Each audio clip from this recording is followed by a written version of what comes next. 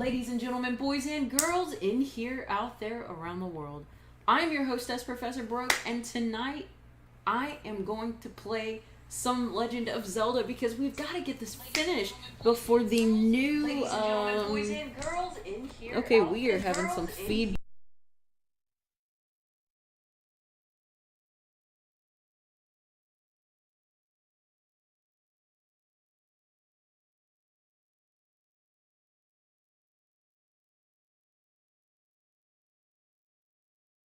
Mic was muted.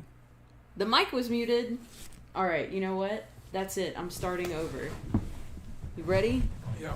Alright. Ladies and gentlemen, boys and girls in here, out there, around the world, I'm your hostess, Professor Broke. And for those of you who weren't here 10 seconds ago, I'm going to be playing some Legend of Zelda tonight. Why? I am so glad you asked. Because we've got to get this finished. The new game is coming out. And today I'm joined by Dr. Mr. Fuji. Hey there. And I won't tell if you don't, but you're actually going to be playing a little bit for me. Yeah. Okay. Sounds good. So let's get this going. Alright, so if you want to set goals, I will do the piloting. Okay, cool. So right now I think our goal is to cross-dress and get in somewhere. Yeah, we are trying to get in. It's been like 2 weeks since we've played, so. Did we talk to the one who had the other clothes? I think you were like running around waiting for the time to get right. Right, I think they were like they go back and forth between the town.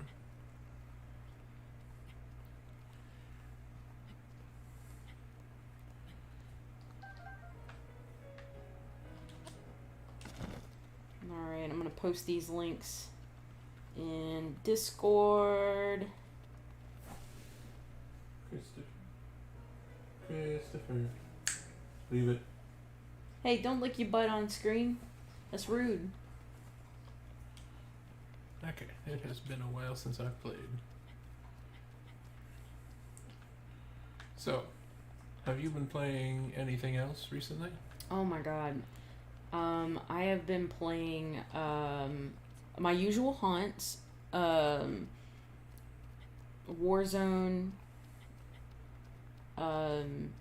CSR Racing 2, and Pokemon Cafe, but you know, every now and then I catch myself back in Xenoblade. I haven't had the opportunity to pick it up and go with it, but I would really like to get back into that. And it's my understanding that I'm going to be on like a 6-hour flight here in like 2 days. Yeah. So that would probably be a pretty good time to pick that back up. So, we have found the person we're looking for. Okay. Is that a man? He's lovely. What do you think? Yeah. Squint suspiciously. You're very beautiful.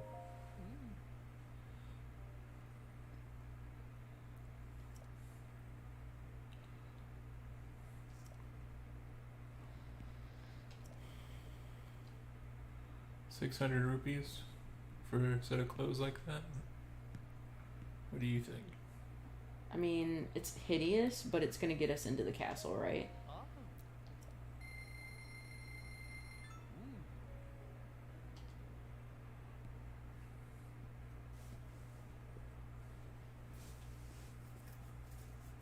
Yikes. Let's see how this goes. I don't hate it. Man, he's cut.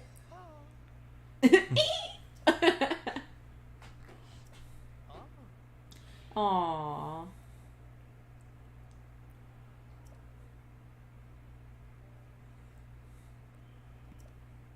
You just can't make him not look like a dude, though.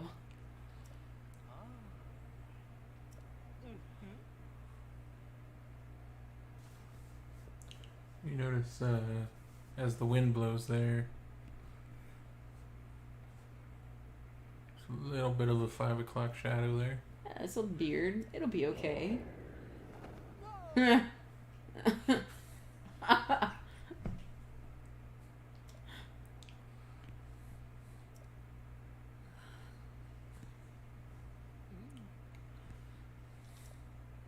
you want more ladies' clothes, okay, yeah, guy. you can buy different colors. This is fine. This will be perfect. Okay, so now we can get into Gerudo Town. Oh God. Has it already started? Yeah. Impeccable timing, you know. Mm. Like, I have a set of rules. My cousin only gets hungry or lets his dogs out if A, I start a stream, or B, I let my dog out of the room and leave my door open. It's true. If I ever think he's dead, I think that's all I gotta do. Just go cook something.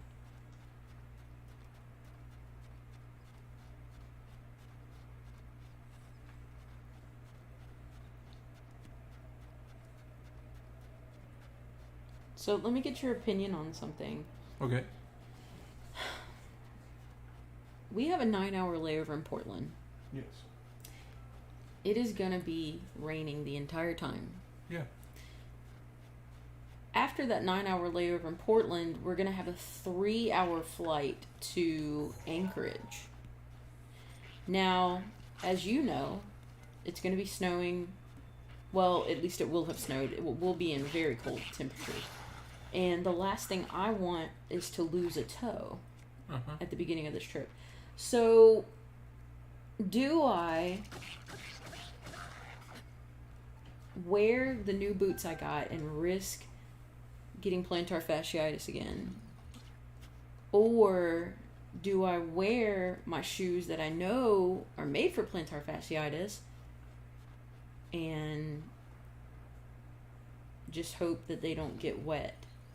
Or go buy wool socks? Or, I don't know. Well, for one thing, I would not wear those shoes in the snow. My shoes? Yeah. Well, it shan't be. Yeah, I'm definitely not wearing those in the snow. In fact, the only reason I was bringing those, my magic shoes, as you like to call them, is because we're going to need to be walking a lot in the airport and also in Portland. Who needs to break a sword?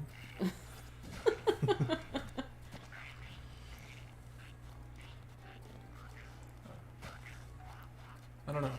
I mean, while you're walking a lot, I don't know. You could,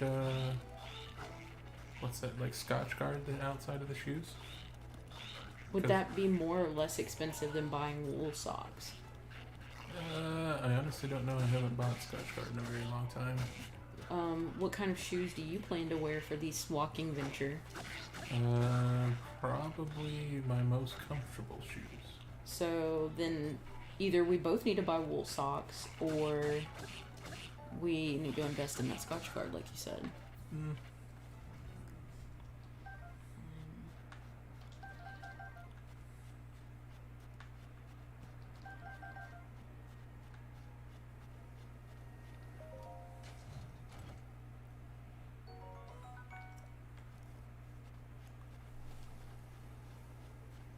I'm glad I fought all these Lizopholes for 10 arrows. Yeah, thank goodness.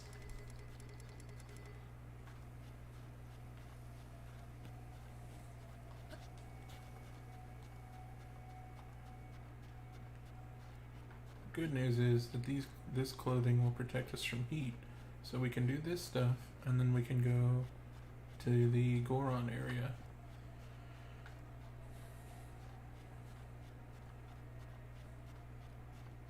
And we won't have to do that much.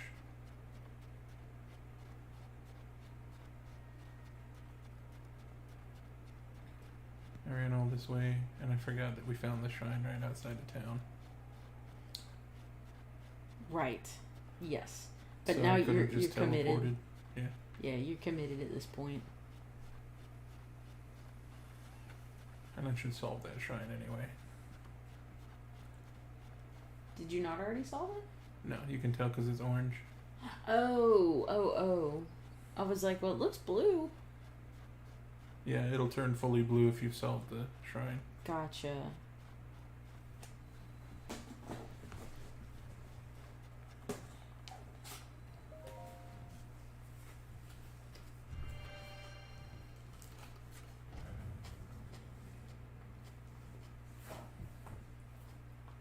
There was a Golbat. Yeah, I saw that.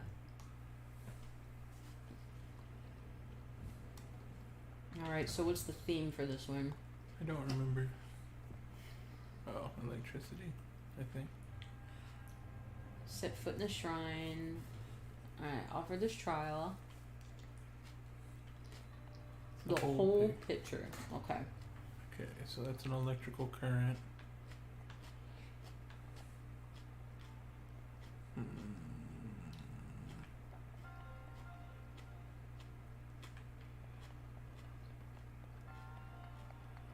Right.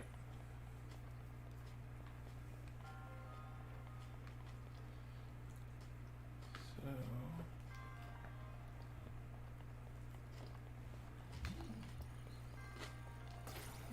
help it.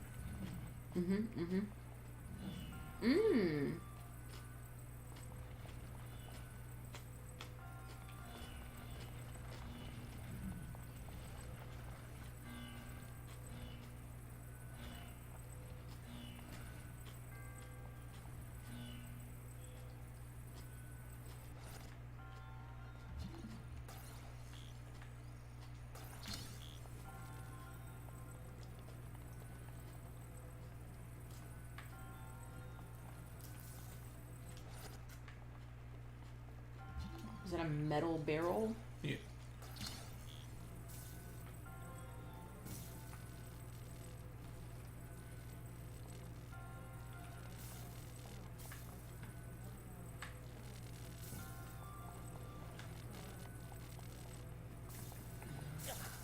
Don't touch it. Okay.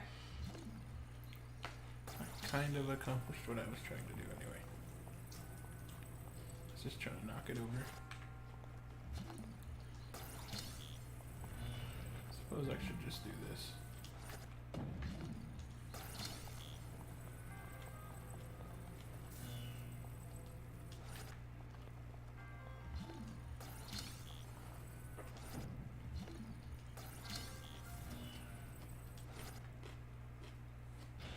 Nice.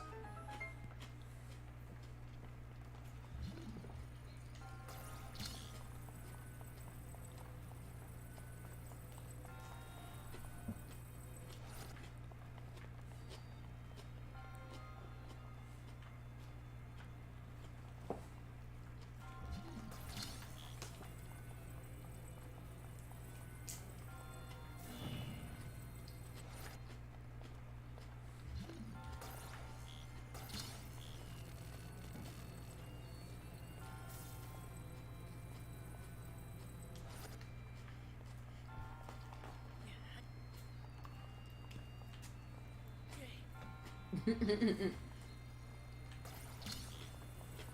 it.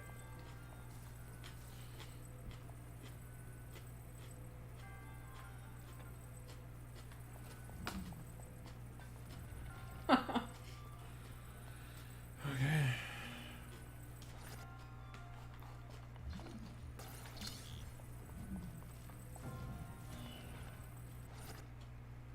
That's not what I need. I need you.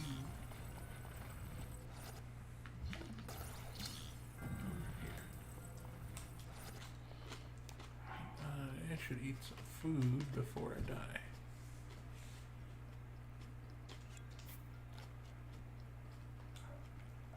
Very ladylike.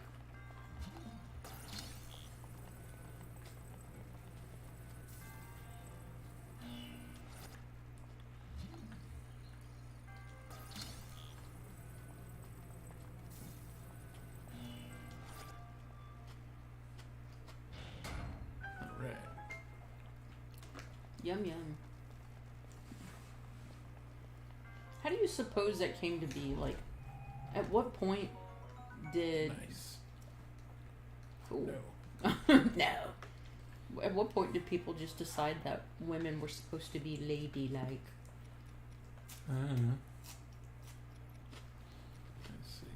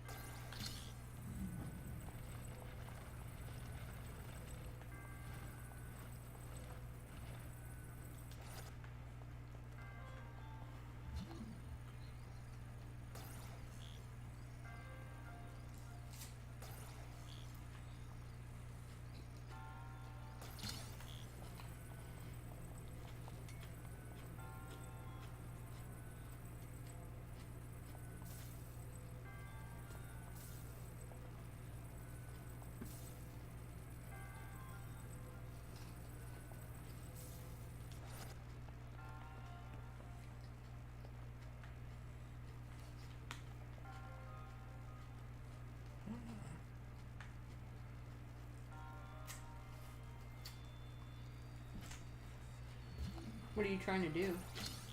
Get the current to the.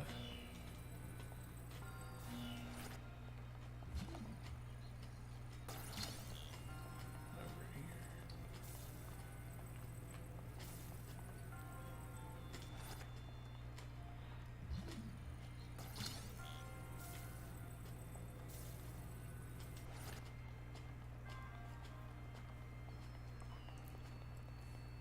Why don't you use the big box? Because I need it to activate those contacts. Gotcha.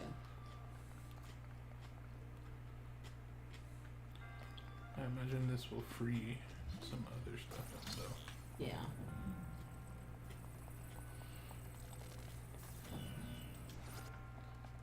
That's to open the big gate. So I gotta open both sides of that door.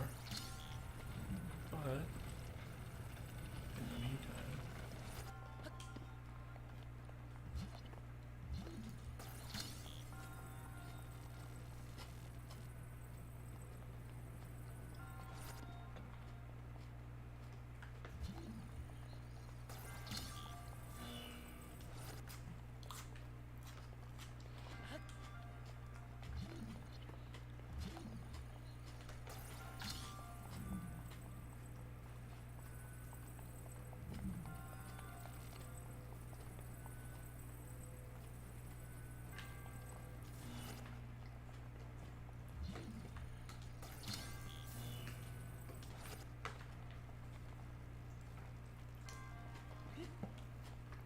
So, we're going to see the Northern Lights. Mm-hmm. Do you know why the Northern Lights exist? Magnetic interference with the atmosphere. That's pretty damn close, yeah. It's, just solar activity and our Earth protecting us from it. Depending on how far up into the atmosphere it is, determines the light color. So most often you'll get it kind of low, and that's why you get that green-blue color. Mm-hmm. But it's not uncommon to get it a little higher and get the red aurora borealis, which is nitrogen. Mm-hmm. And then sometimes you can get all of those colors at once, almost like a rainbow. Granted, very rarely.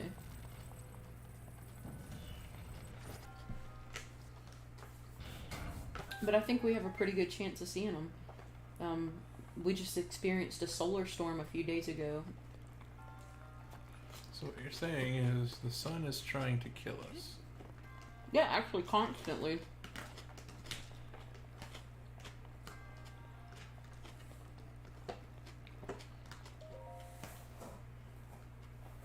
The Northern Lights are just proof that Mother Earth is here to protect us. Constantly waging war against the cosmos.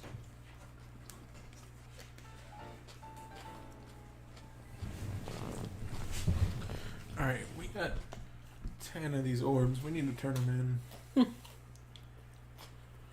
Why? Double down, keep going.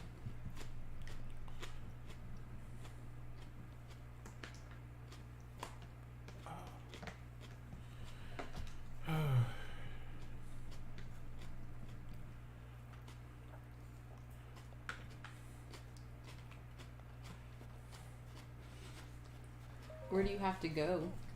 Into the town. I mean, to exchange the orbs. Oh, to any goddess statue. Mm.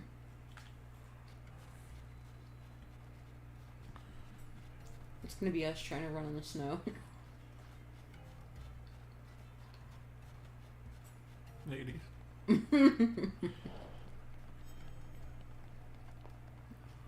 She got lipedema.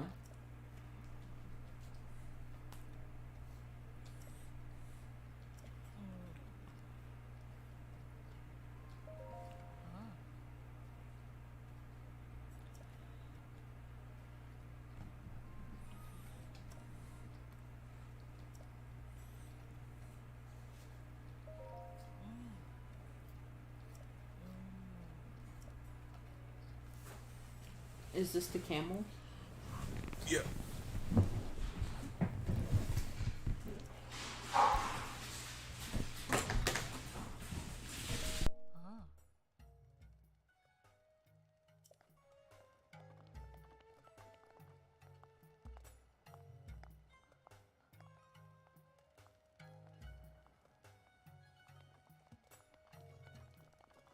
Saba Saba.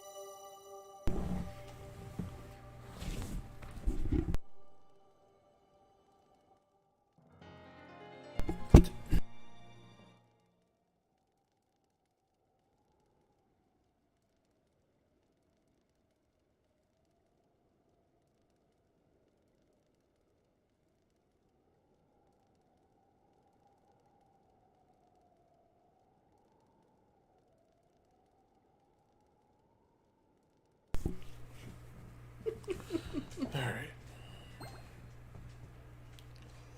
Christopher, go lay down, buddy.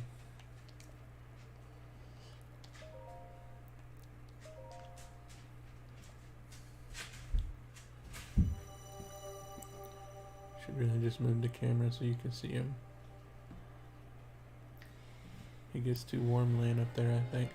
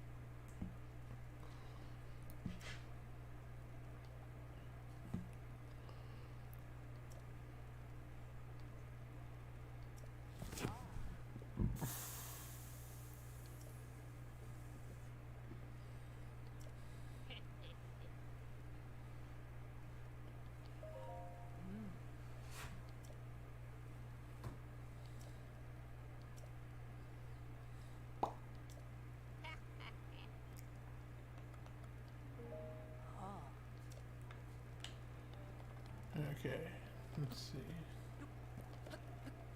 Yep.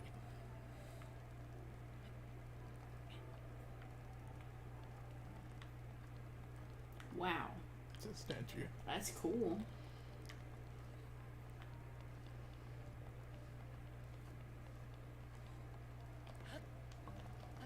Get out of their drinking sores. No. Ew. It's fine. No, you're putting your feet in their drinking water. It's fine. Is it? Yeah. Says whom? Says me. See? See, I stepped out of the water, now I'm getting all sweaty. See, if anybody looks up your little tunic thingy, you're screwed. There's pants. Yeah, yeah. What did you do that for? Because I had to turn the camera around to show you that they were pants. Well, why'd you have to climb back up? I'm looking for fruit. Fruta.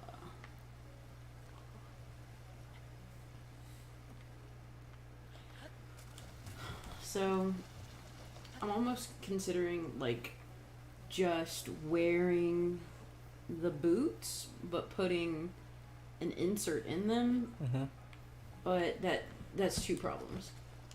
One, that means I have full faith in the Sperry Shoe Company that these shoes are going to be comfortable for me to walk in for like 9 hours. Because we'll have to go through several, 2 or 3 airports. We'll have to walk around Portland, Mm-hmm. and then, I have faith that they'll keep the water off. Because, that's what Sperry's known for. They're, got their duck shoes or whatever. But are they going to be supportive enough to not screw my feet up? And if they are, then is it too soon to walk so much in them because they're a new pair of shoes and haven't been broken in yet? Well, there's only one way to break them in. Yeah, but is wearing them for 9 hours the best idea? That's up to you. That's up to you.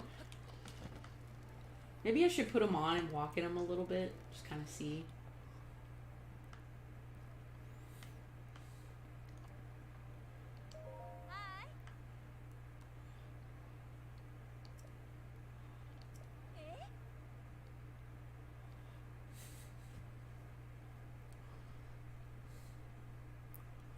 The Gerudo don't notice because they're not used to men. Oh, Lord.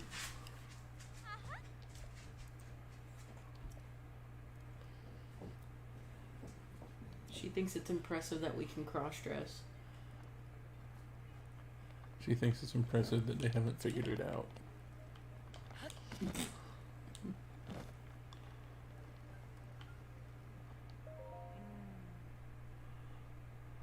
Mr. Crime has been replaying this on Master Mode. Yeah.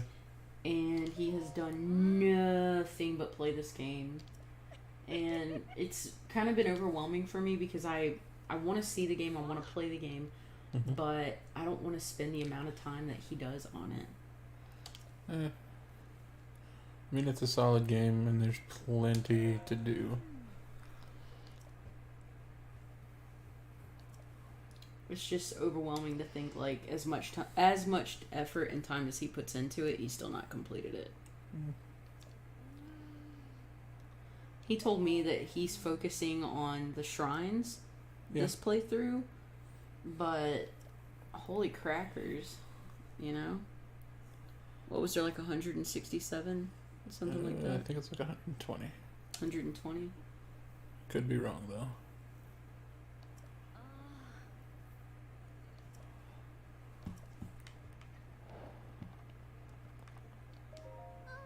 Cute.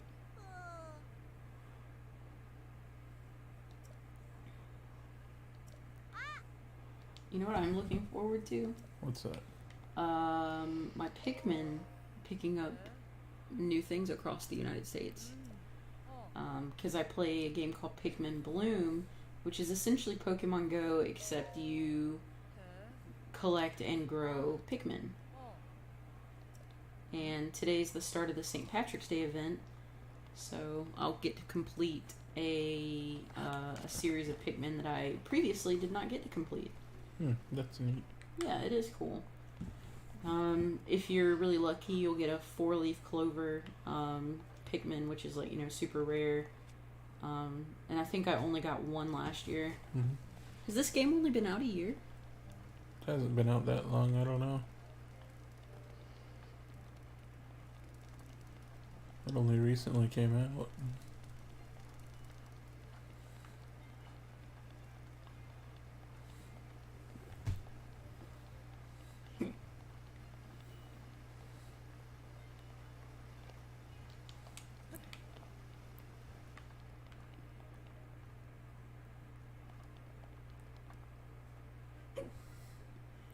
So, there is an entire class that happens. I just realized I left my laundry in the washing machine all day. Nice. Might as well just start the washing machine again. I'll smell it. See how it smells. You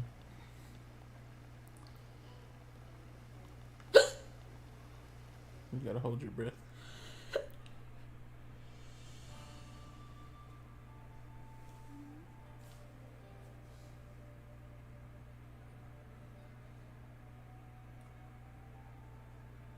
Yet another traveler. Is that like hitting the reset button or something? I have no idea. So we're meeting the current Something rather interesting. head of the Gerudo now.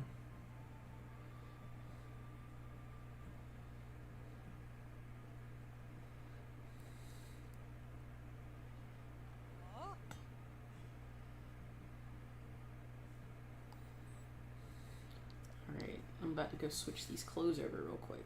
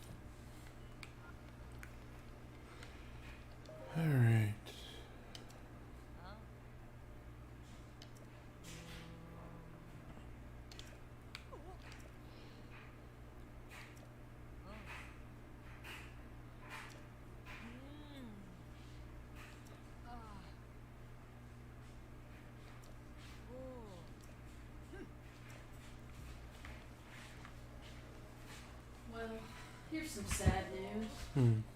As you know, I've been into extreme sports my entire life. Uh-huh. One of my favorite hobbies was motocross. Uh-huh. And this was one of my first motocross shirts, and it's just completely come apart on both sides. So you mean it's a motocross tunic now?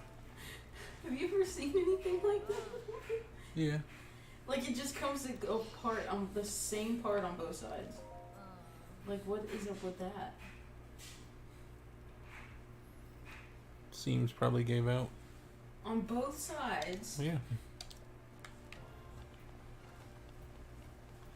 How? I mean, it's an older shirt, isn't it? Yeah, but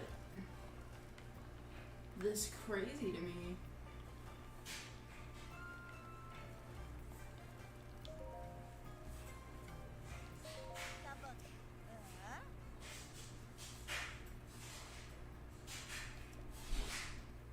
I mean, I could sew it, but it's never gonna be the same. I'll look at it. Maybe I can fix it. Probably can't, but it's worth a shot. Maybe I'll turn it into a pillowcase. Hmm.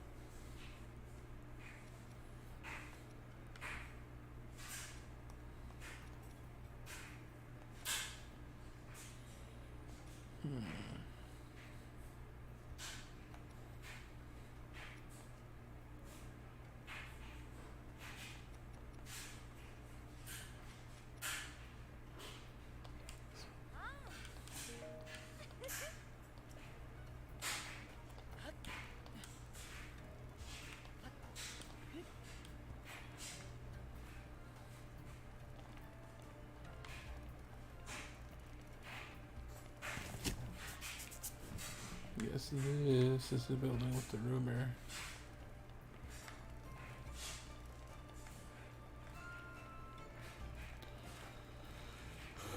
Alright. So we have to go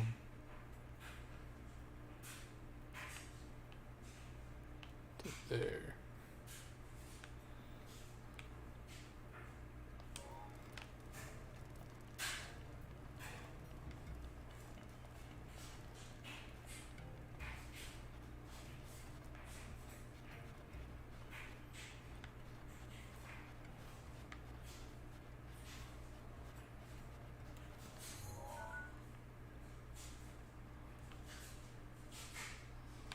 If I remember correctly, there's a tower over that way.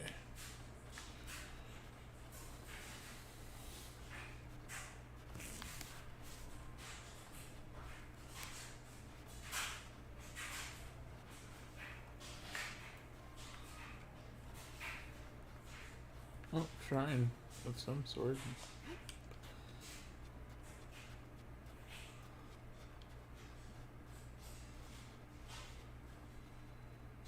Oh, the Sand Seal Rally.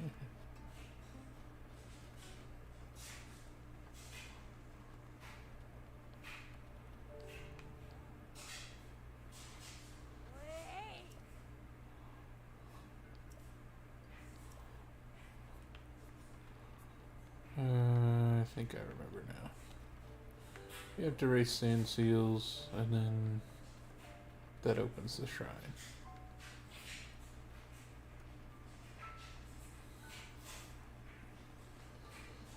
There's the tower.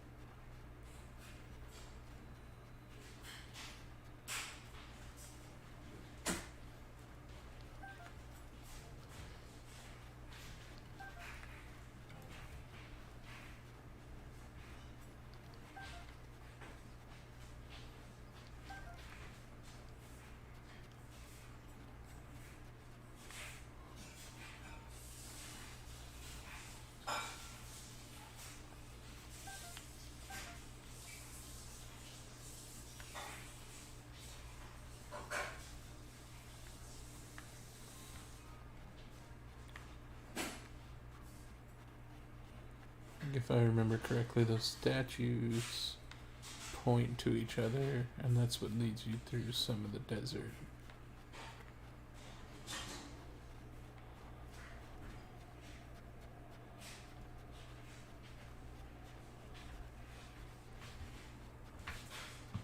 Alright, what did I miss? So some thieves Okay.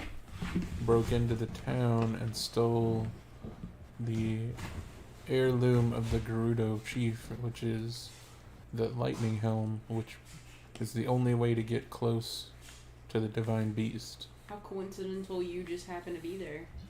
Yeah.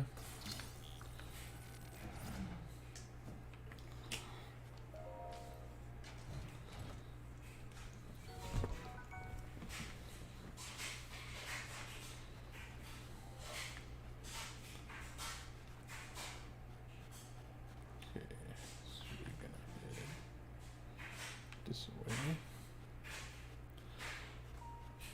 So I don't remember specifically what it's for, but I remember that these statues point off into the distance, and they're pointing to the next statue.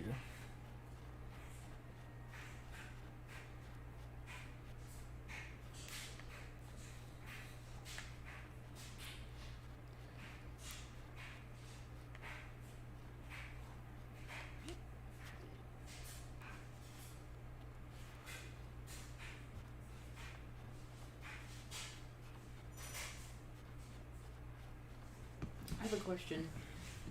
Yeah. It's a song that stuck in my head, and I know it's a Disney movie. Uh-huh.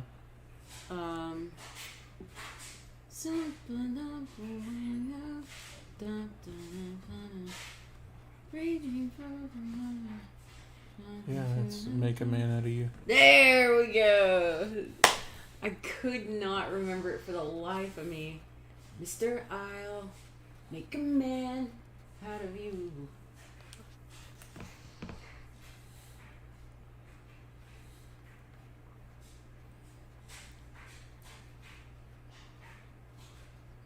They do a pretty good job of making the footprints come off of where you step. Yeah.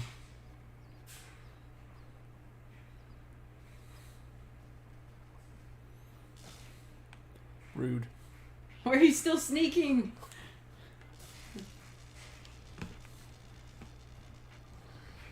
Alright, what is the... Mr. Isle.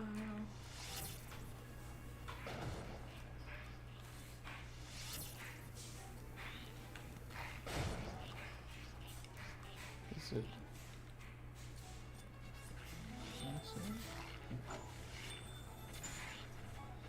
So you're not excited at all to travel the world?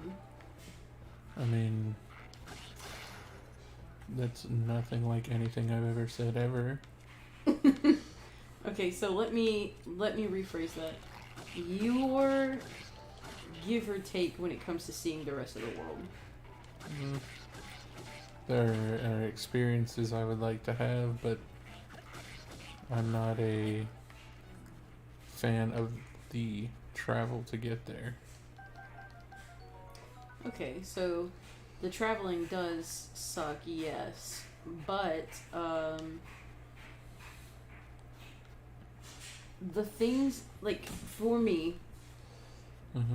on the adventures I've gone on, especially the ones that I have been away from my comforts. Why is the thing fuzzy? Because Is it a we're in the storm? desert. Ah. Anyway, when I'm away from my comforts, like in particular when my phone has died, or when I've been, you know, without direction, or just needing to find my way by myself, I've always found that the adventure becomes a little more intense for me. Like one time my cell phone died when I was in New York City, and it was nighttime. I wound up in Times Square because I was like, somebody is going to be selling a phone charger. Like, it's Times Square, there's got to be somebody. And I did. I found a street vendor, Mm-hmm. and I was able to charge my phone with the portable battery I had, but of course the cable I had for it was bad. So luckily I was able to charge my phone and find my way back to Uber to get me back to New Jersey so that I could continue driving to Connecticut. But I digress. I went off on a whole tangent. Traveling and seeing the different things, seeing the different cultures, seeing how close to home things can be, even if you're far away, and how distant they can be still in the United States, it's been eye-opening for me.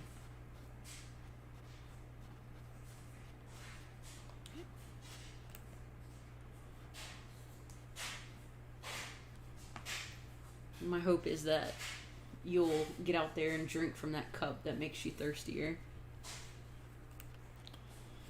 Yeah.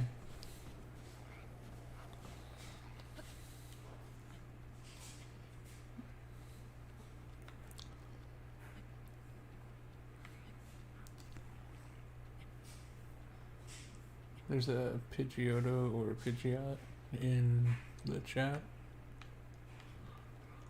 Nice deflection. That wasn't a deflection at all. I already answered you. You said, Mm-hmm. Is that your answer? Yep.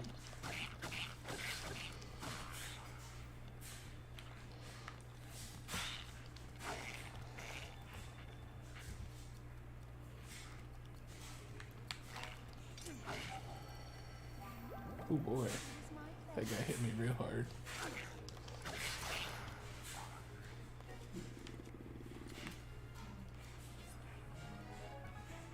Okay. Maybe he died? No, he's down there.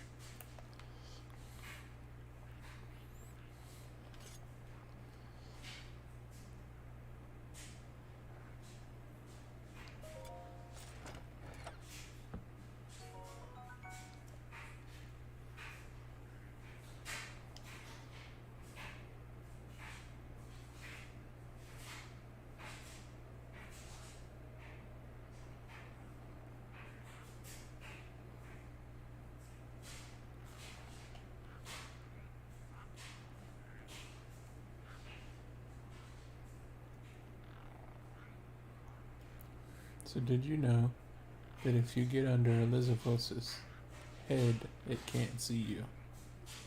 Well, that is really good to know. Thank you for sharing that with me. Like you can stand crouch down directly underneath its head, like under its chin, and it'll never be able to find you. Well, you learn something new every day, I suppose.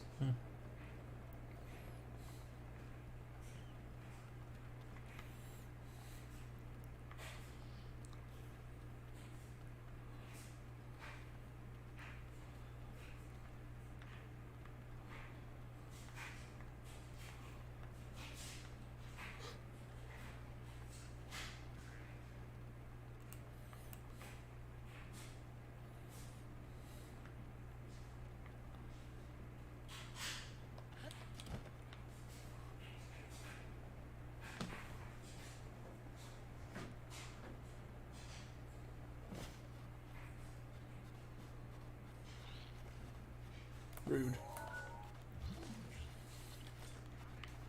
I believe in you.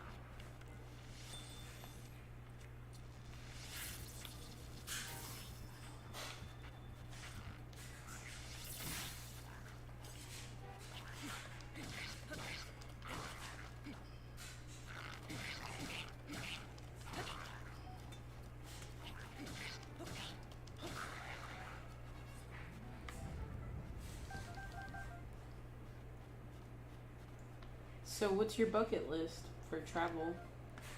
Don't really have one. I hope you make one after this trip. I believe that life will take me into different places. I don't think there's ever a time where your life is just going to be like, hey, we should take this guy to, Germany to try the, real German chocolate cake. I hate German chocolate cake. You hate American German chocolate cake. You tell me that all the time about Chinese food. Mm-hmm. Mm-hmm. And has that made you try real Chinese food? Have you taken me to China? No, because you can get it here. Where?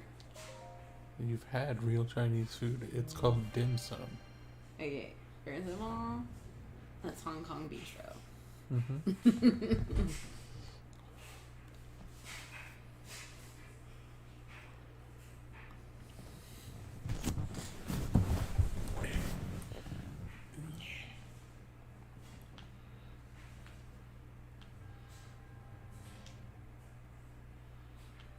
A delayed puzzle. Interesting.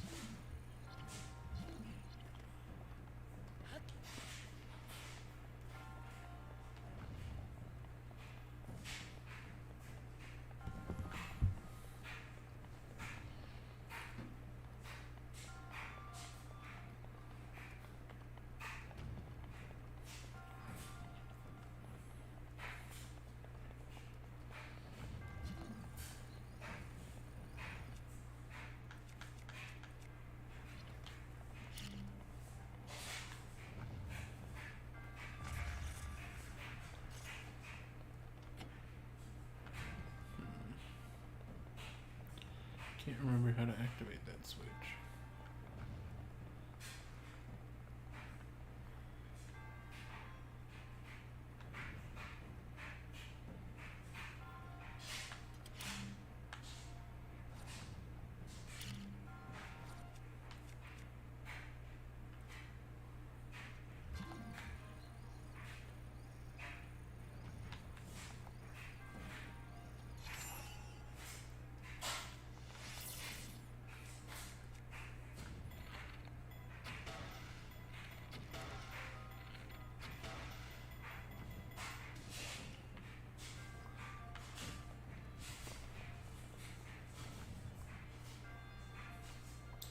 Well, I, for one, am really excited to try all the new food.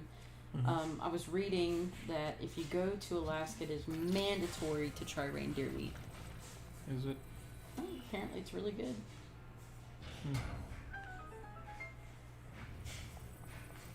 We'll leave the place that we're going to raise his reindeer. Yes, and I've checked, and if we do have time, we can actually go on the reindeer walk. Uh-huh. So I can pet one before I eat it, I guess.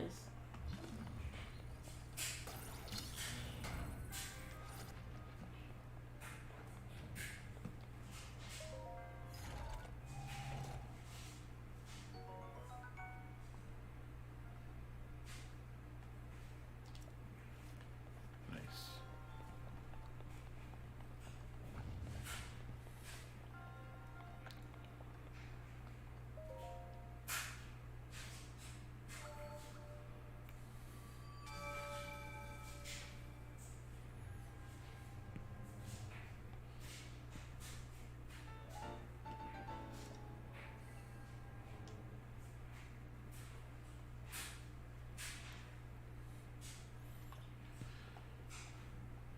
I am looking forward to this Alaska trip.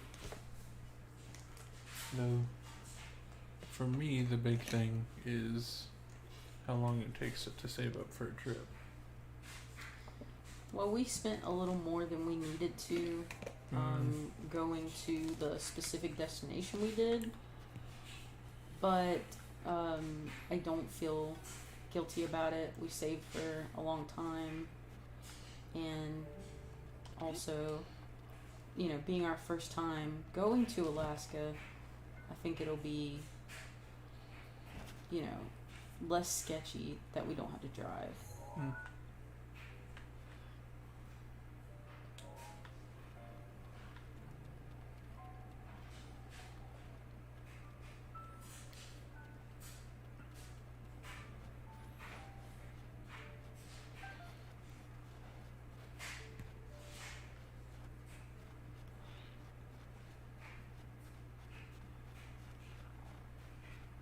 we do have to stop off at a grocery store as soon as we leave the airport. We have to ask the driver because otherwise we'll be paying for $40 meals for lunch and dinner, and the portions will be very small. Though I've heard it is delicious. So breakfast is free, but yeah. I'm thinking that we'll probably get some food and then just have those for lunch instead of paying so much. Maybe have some snacks in the room and just eat dinners. Yeah.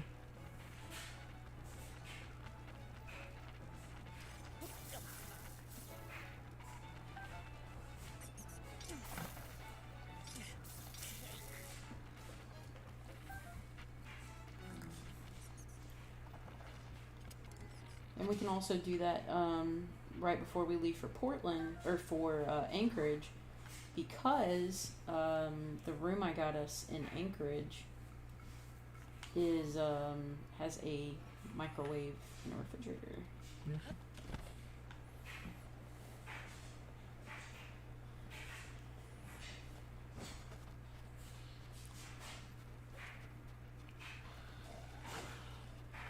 Elizabeths are non-stop in the desert.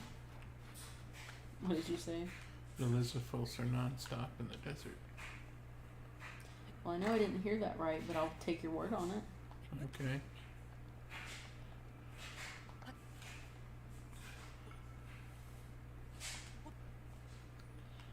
I need to charge my Vital Hero before we leave. Yeah, that's probably a good idea. Still kind of mad about the app, but what can you do? Yeah. So tell me again, what's going on with that? So they've had an app that they've been using for a while called the Vital Bracelet Lab. Right. And you could transfer your Digimon back and forth, and you could do like missions like missions in the app that would allow you to get like little tokens that you could trade into your watch. That'll give you like missions that give you more trophies that make it easier to evolve, or you need trophies to evolve into better forms. Okay. For your Digimon. And it's difficult to make it in time, like at the evolution windows, without those harder missions, because you could only do 3 regular missions a day. Right. And so you would be able to log into the app and once a day just like transfer a mission that could give you up to 3 trophies.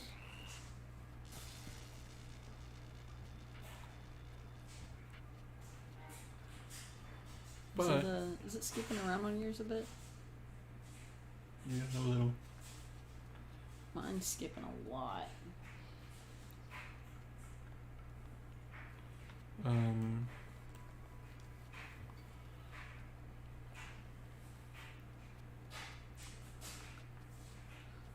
Let me see if my laptop is over.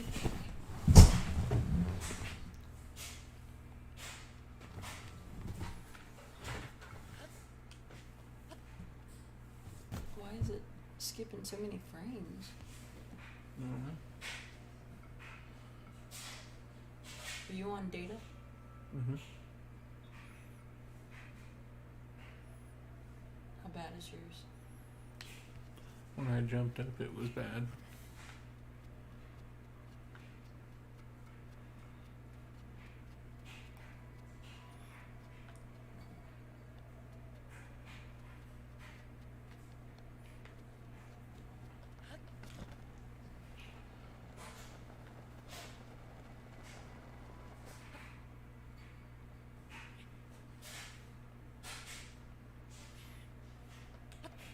So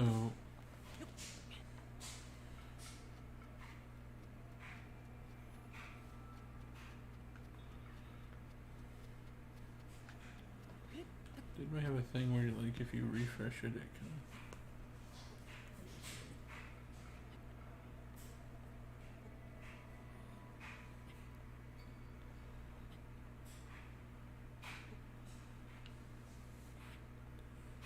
Seems fine now.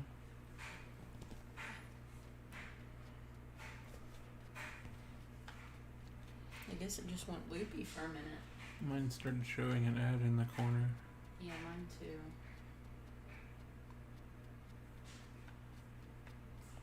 Anyway, so also you could do like raids with other people, which was just like kind of like Pokemon Go, Right.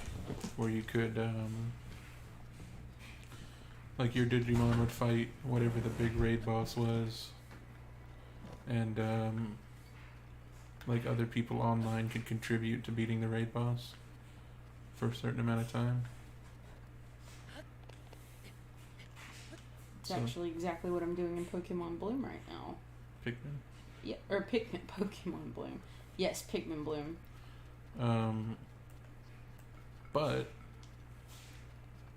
for I think by the end of this month, they're getting rid of the app and replacing it with a different one. Was there a lot of outrage in the Digimon community? The biggest problem is that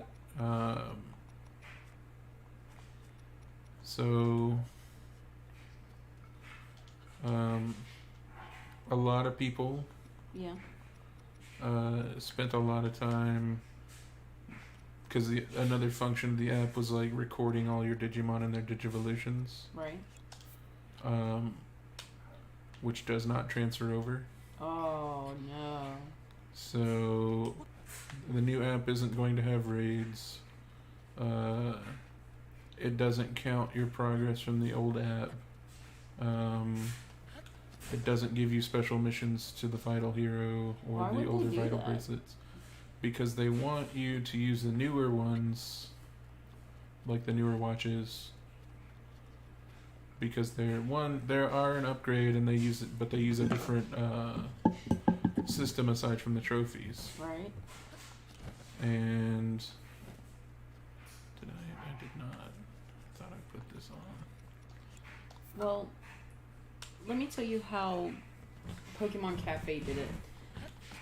Pokemon Cafe came out, and I was obsessed with it. I played it every day for like the first year it was out. Mm-hmm. For whatever reason, they said, hey, there's going to be a month period coming up where we're shutting down the game. Mm-hmm. But we're going to reopen. You'll have to re-download the app, and it will be Pokemon Cafe Remix. Mm-hmm.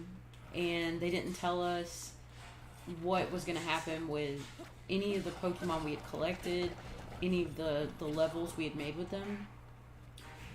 So when the new app came out, Mm-hmm. all of my Pokemon were still there, but their levels had been reset to 0. Mm-hmm. They had also let me keep the Pokemon that were not currently in Cafe Remix, Mm-hmm. which actually allowed me to have like pretty rare icons.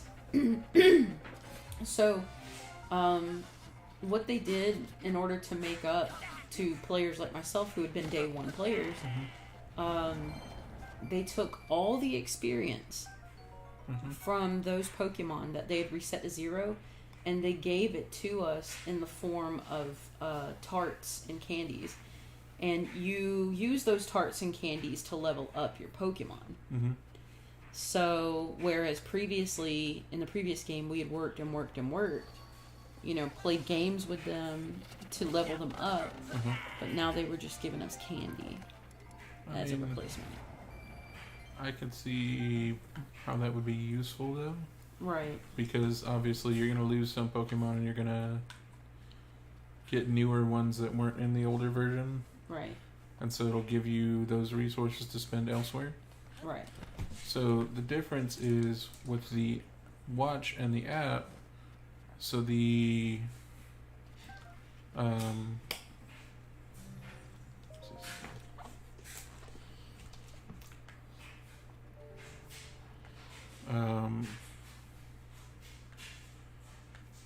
so the app just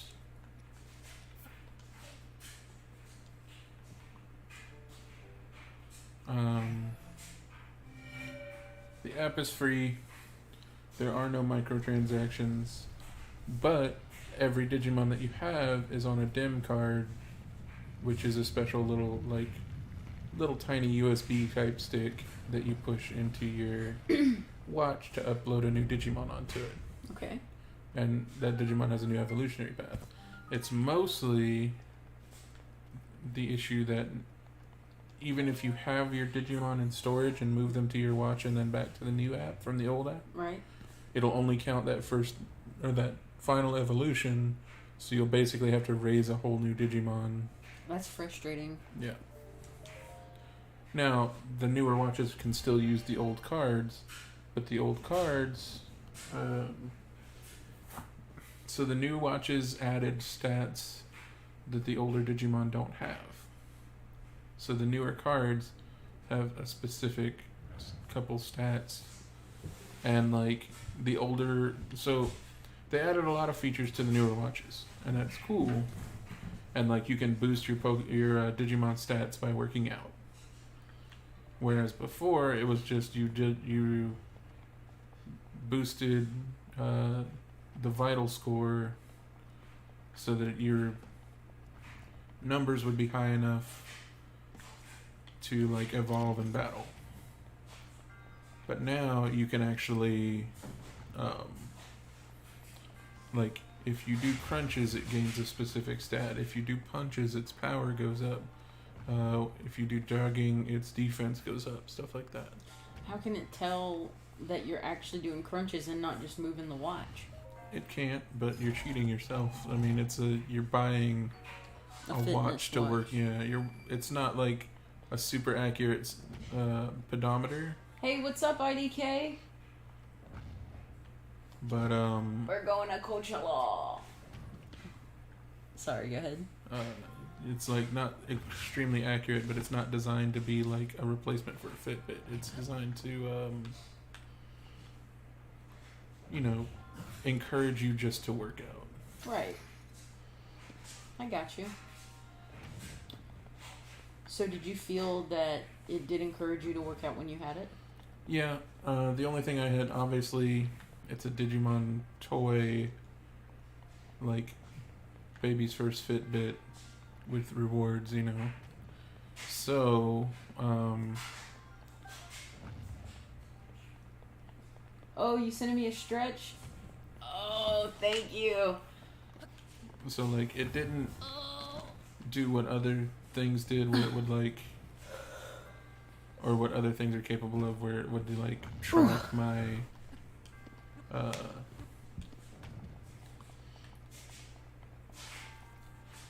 it's not, it had a heart rate monitor, but it's not accurate. It has a pedometer on it, but it's not super accurate. And you can, like, one of my coworkers who's also into Digimon got one when I got one.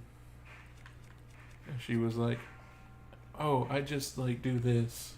Cheating. And I was like, well, like, I move it for, like, steps. Like, if I need to, like, keep its steps going or something. But, I forget how you do this puzzle. Like, I don't,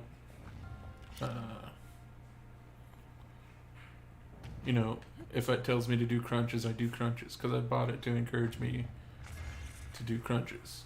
Well, that's awesome that its intended purposes actually worked on you. Yeah. Plus, like, I like Digimon. It's basically a V-Pet that counts your steps and, like, your punches and your sit-ups and, stuff like that. Well, I think that's awesome. And I know you were actually looking for a second one today that they had previously had on sale, but someone bought it right before you got there. Yeah. Yeah. Hey, IDK, how's work going? You're on that 5-minute break?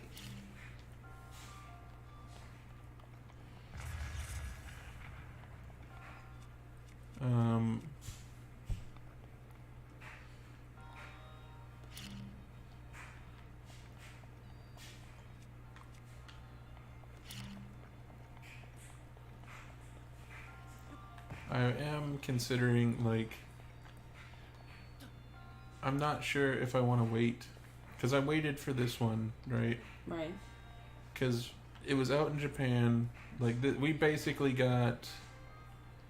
So Japan got one, and then they got the Digimon, or the Vital Bracelet V, which was an upgrade to it. Keep hitting the wrong button. And then they got.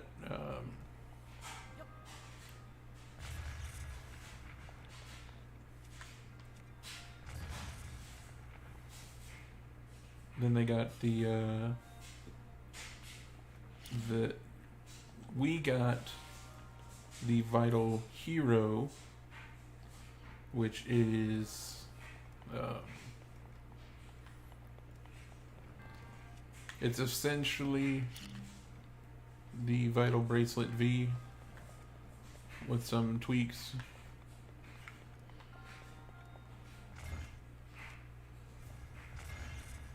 And the week before, because they'd been like telling us, hey, you guys are finally getting the Vital Hero. It's the English version. And you'll be able to use the Japanese cards with it, but the names of the Digimon will be in Japanese. But also, at the same time, you'll be able to, like, assume that we're going to support this. Right. And then the week, like, after everybody did their pre-orders, after, like, I was looking around, I, like, ordered mine online, the week before the release, after I've already paid for mine, my coworkers paid for hers, because we were trying to, we were both like, we don't need it. And then, like, when I finally was like, I'm gonna get it, she was like, me too.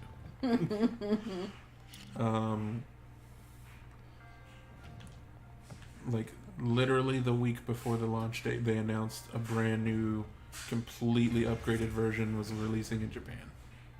Oh, that sucks. And that one, they have not made any announcements that we're getting it. Well, obviously like it sold well over here, so.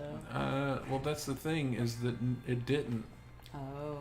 The reason it didn't is because the week it launched, when everybody was like, I'm thinking about it,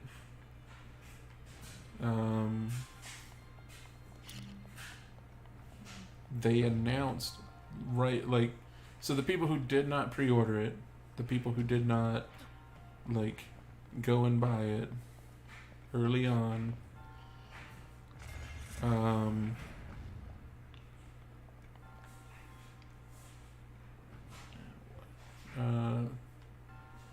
they saw the ads for brand new, completely upgraded, totally different stats, different device, cards that have more evolutions for Digimon that we didn't give enough evolutions to, and it coincides with the newest anime.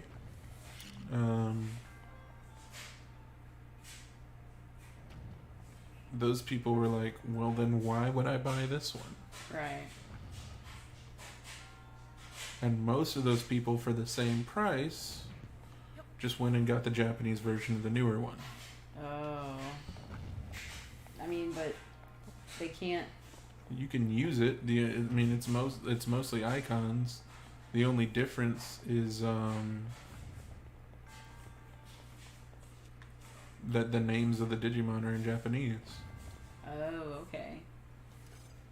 So they wouldn't have that nostalgia effect, though. I mean, they're mostly new Pokemon or new Digimon.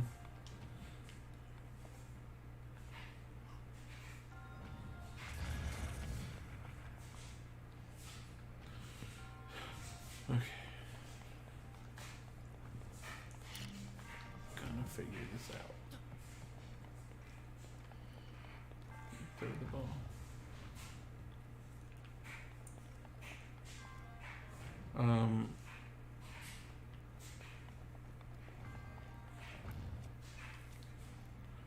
That said, like,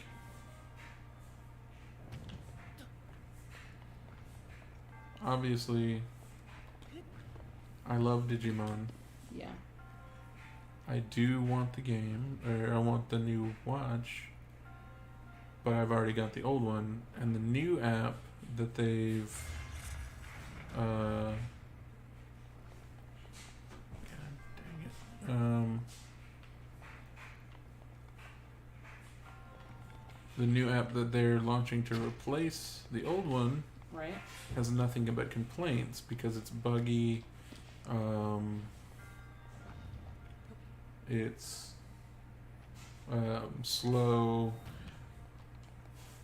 The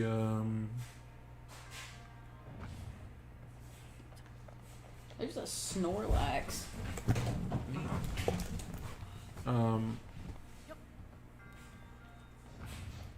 there have been people who went to go transfer their old Digimon into their watch and then into the app and found that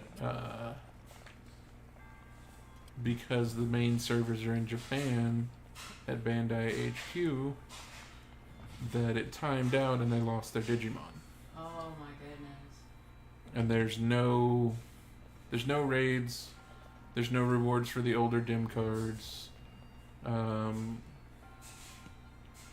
It only really shows evolution requirements for the newer cards.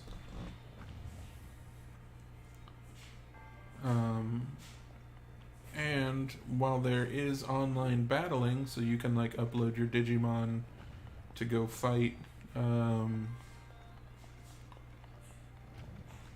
other Digimon,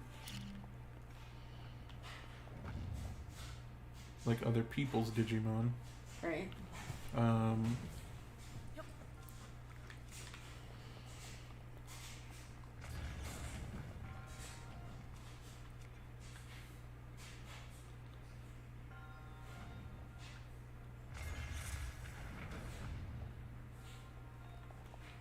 got to be a way. Well, it was called Two Bombs. This one was. Well, what I have to do is activate the switch to throw myself up there, and then blow it up again to put down the gate.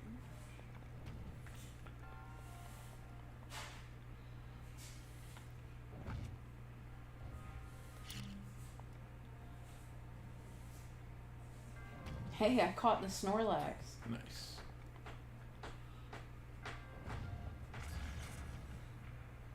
Okay.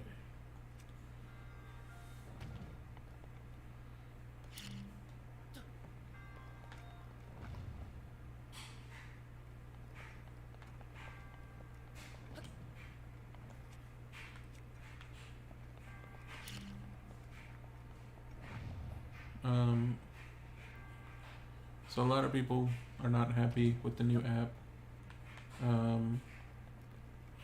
And it's not complete. And the original app was developed by a different company on contract to Bandai. And Bandai just made this one themselves. Okay, so I can do this. Get myself up here. Then I just gotta watch. Okay. There we go. Nice.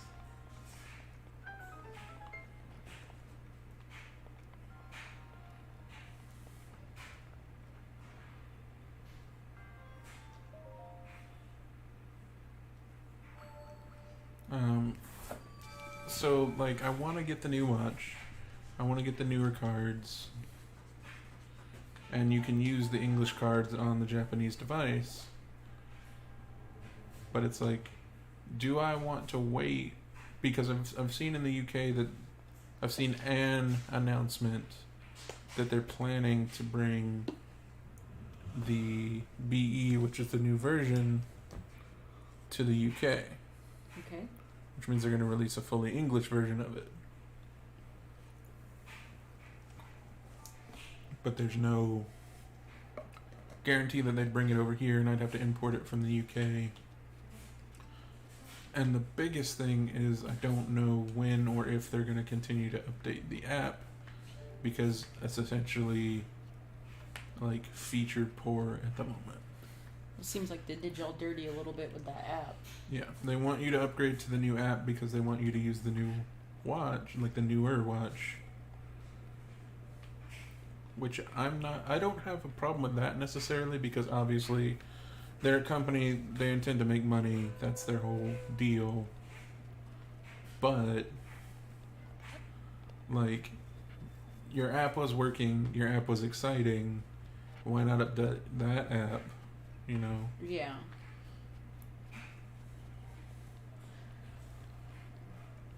So speaking of companies who are making money, profiting, I watched a documentary recently about the Boeing company. Have you done any research on that? I mean, Boeing is a part of the military-industrial complex, so I don't think they ever have any good things going on. Well, from what I saw, it was basically like Boeing was awesome, Boeing was incredible, people were proud to work there. And then they merged with a company called Mick O'Donnell.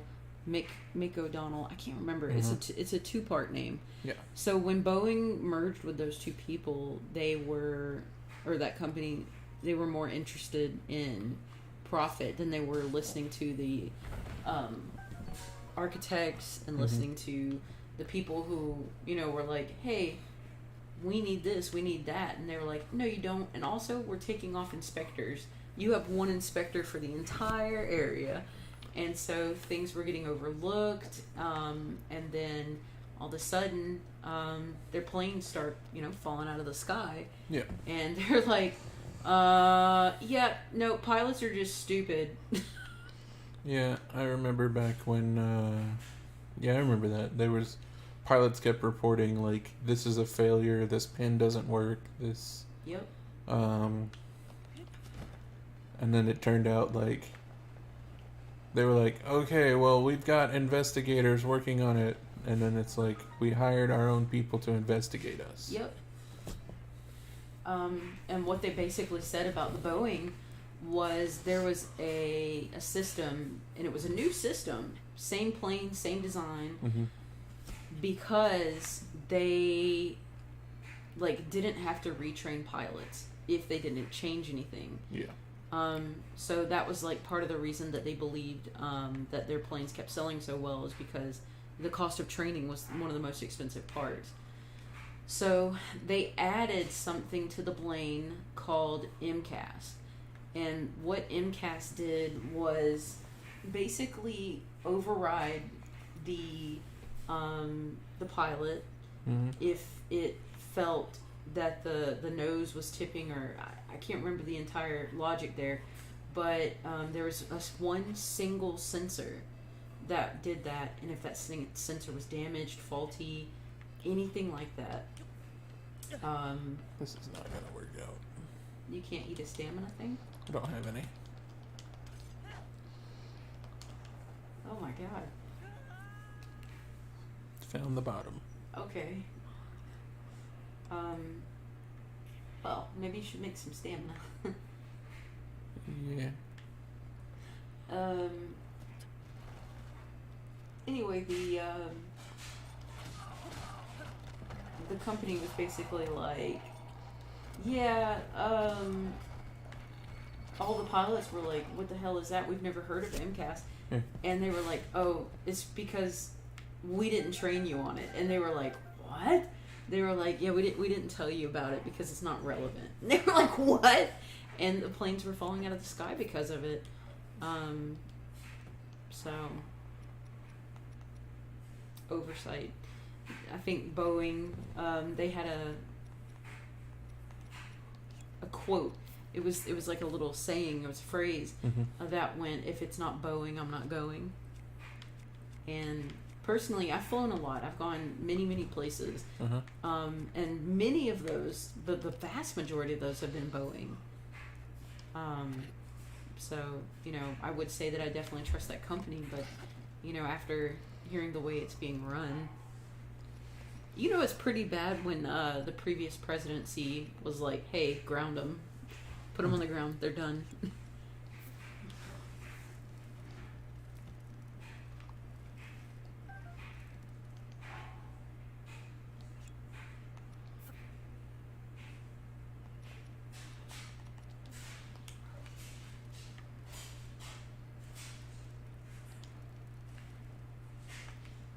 But they said it was the Boeing 737 MAX that was having the issues with the MCAS.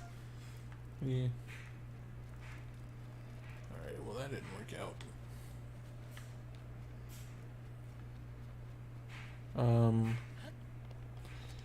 Yeah, unfortunately, I've known and worked for many companies that don't believe in, like, they've been like, hey, I've noticed that if we have these quality control people, we keep finding all these problems. Yep.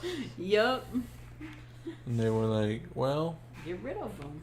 Yeah, if we don't have any QA, we won't find any problems. Yeah, that's brilliant. One of the things they were talking about was, like, they had one guy with a hidden camera just talking to another dude, and he was like, they didn't even do this last night. The guy was like, are you fucking serious? And they said that there was, like, metal shavings found next to electrical wiring, and, you know, they had basically proven, like, hey, this is deadly. Yeah. And Boeing was like, never happened. And then they said that all the time companies were, like, calling them back, like, hey, what the hell? You know, we found tools, we found gloves, there's stuff in here. You know, you're just leaving crap everywhere inside these planes that you've built. And then one example was a ladder. An entire ladder was left in the back, the rear of the plane next to the, I can't remember, it was some kind of stabilizer, but he said basically if that plane had taken off and that ladder had tipped and just knocked into that stabilizer, it would have crashed it. So he was like, this is ridiculous.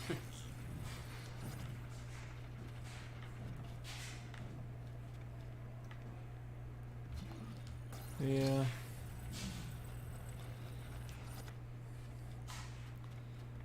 When, you know, you remember the last company I worked for? Yes. We, in the shipping department where I worked, suggested heavily that instead of investing in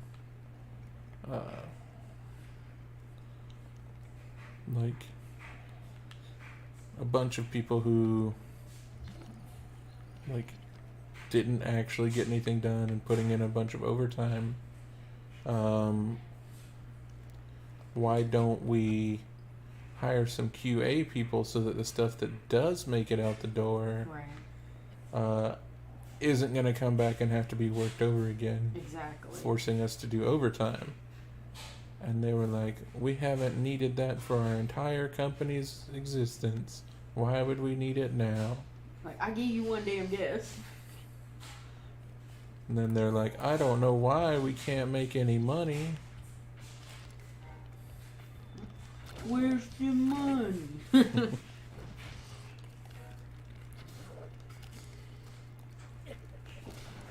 It's interesting to me how important, like, quality assurance is and how overlooked that position is. Yeah.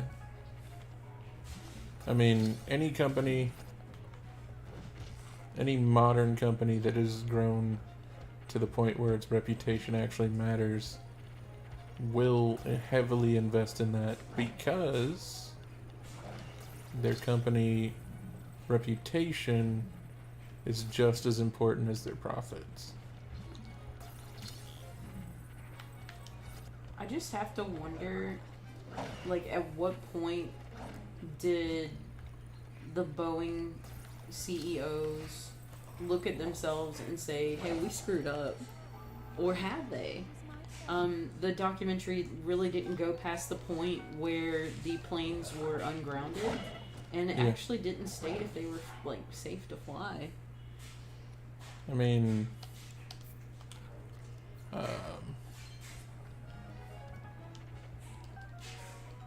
I'm pretty sure that they, like, repaired a bunch of stuff, but I don't know that they've actually, like, made any commitment to actually do anything about anything. You know? Right.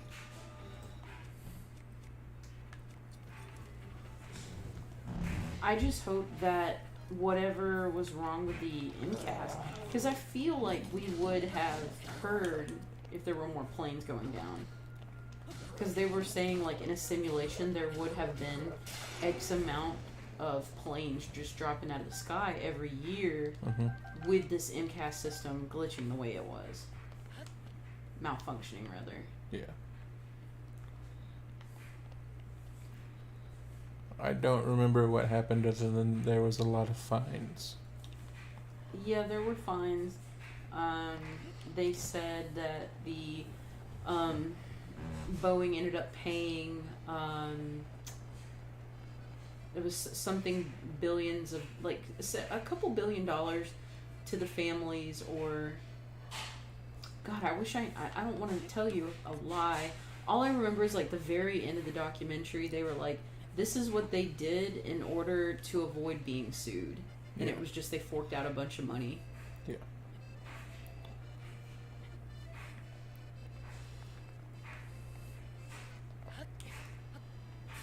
Yeah.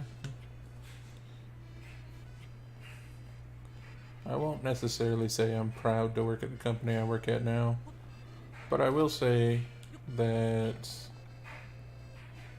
I'm a lot happier and more comfortable, and I feel better taken care of, and I feel like they actually care about the things that make it out the door.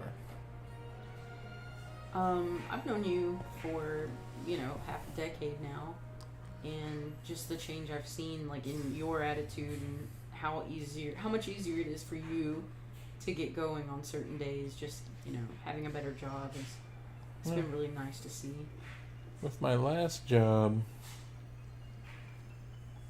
there would be days that I would wake up and I would look at my ceiling and go, if I can't think of a reason to call out in the next 10 minutes, then I won't.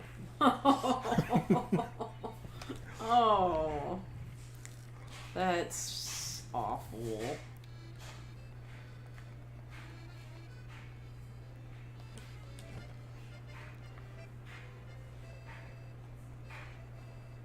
And you worked there for 2-3 years? 5 years. 5 years. Yeah. I was working there for about 2, maybe 2.5 years before we met. Oh my God.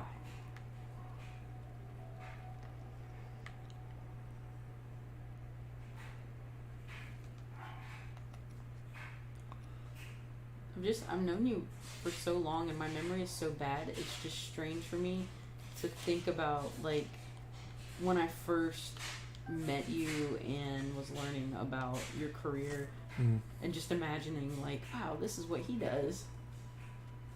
Yeah, that place was not my career, but nobody ever ended up there because things went great in their life. I worked with a lot of people whose companies went under, and a lot of ex-felons, and a lot of people that got somebody pregnant when they weren't planning on it. Jesus, how the hell did you end up there? I ended up there because I trusted a temp agency, because I had a job that was decent. I wasn't happy with it because I had a lot of downtime. Right. And they're like, you can work as much overtime as you want. And I'm like, I'm struggling to make it to the end of the day. Yeah. Not because I didn't like the job, but just because it was a company where I was working on a route, and my route was the shortest route, and I was the newest guy, because I was basically replacing the guy who basically just took spots on the route from people who were overcrowded. Right. And I was replacing that guy, and he was happy with that, and I definitely wasn't. Because I worked at a place where I had to work with restaurants and bars. Right. And I would start at 8 in the morning, and from 11 to 2, which is lunch rush, nobody at a restaurant or a bar wants you there, because the things I was doing would require shutting stuff down. Right. You were the bad guy. Yeah. So for 4 hours of the day, I'd have to be like, well, I'm not allowed to be seen out in public because the sales guys and the guys who refill coolers at convenience stores get upset if they see the guys who did my job. You know, just that Why? petty, you know, like... It doesn't make any sense. Yeah. And like if I had, because my route changed every week, or like I had alternating weeks, and sometimes I was going to country clubs and stuff like that, and I didn't enjoy that, because there's nothing like going into a country club wearing a uniform. That's the saddest thing I've ever heard you say, to be honest with you. I've always been so good at talking to people, though. I probably would have made a couple friends that I look forward to seeing on the route. No, that's not how it works. Like,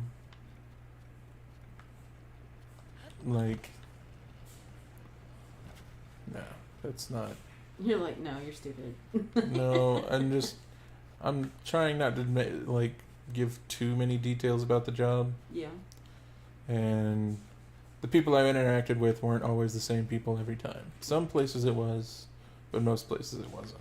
Gotcha.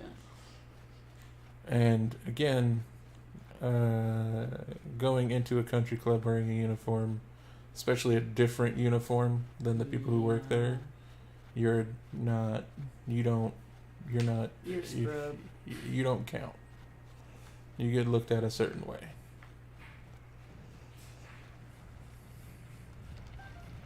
When somebody behind the counter tells you they lost a jet ski and they just gotta buy a new one.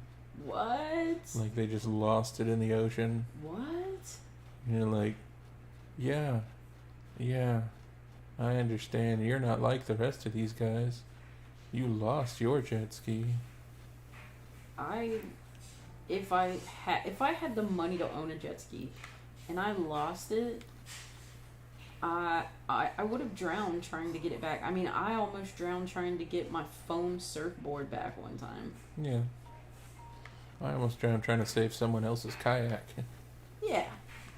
That's what poor people do. Hmm. That's what we do. Then I got back to shore and they were like, we would have just went and got it. No, my surfboard would have still been surfing out there somewhere. But, yeah, no. Anyway, so it wasn't bad. I made okay money, like not anywhere near what I'm making now, but it was decent. It was better than what I was making at the job before that one. Right. And it was full time and as much overtime as I wanted. Like they didn't care when I clocked out as long as it was, you know, like reasonable and like all my work was done. Right. The problem I was having is that on a lot of days, my work would be done by like 2 o'clock. Ugh. And then they're like, yeah, you're not allowed to clock out before 5. Well, you could just sit there and get paid for doing nothing. Yeah, it's miserable. I read 18 novels in the 8 months that I was on that job. That is awful. But it's better than going home and getting not paid to do nothing. No, it's not. I disagree wholeheartedly. Because I can tell you, at my last job, I gladly gave up like 2 hours of working just to be like, it's $20 less a week, it's fine. It's so funny how much different I view money than you do. It's because I understand how important my personal peace is over literally standing still and doing nothing. Because, like, they're buying my time. And my time is worth, like, that 2 hours a day on a 4-day week to just go home and relax, get in a couple more hours before I have to go to bed and go back, you know. Right. That is way more important than $20. Well, you know your priorities, and I guess that's what matters. It's not even just priority, it's just like you learn that, like, no matter what, because, like, I can make $20 doing anything I need to. Right. I can't get 2.5 hours back. And now, do I want to be sitting in a 100-year-old building covered in dust, miserable, with nothing to do? Or do I want to just go home and enjoy the rest of my afternoon?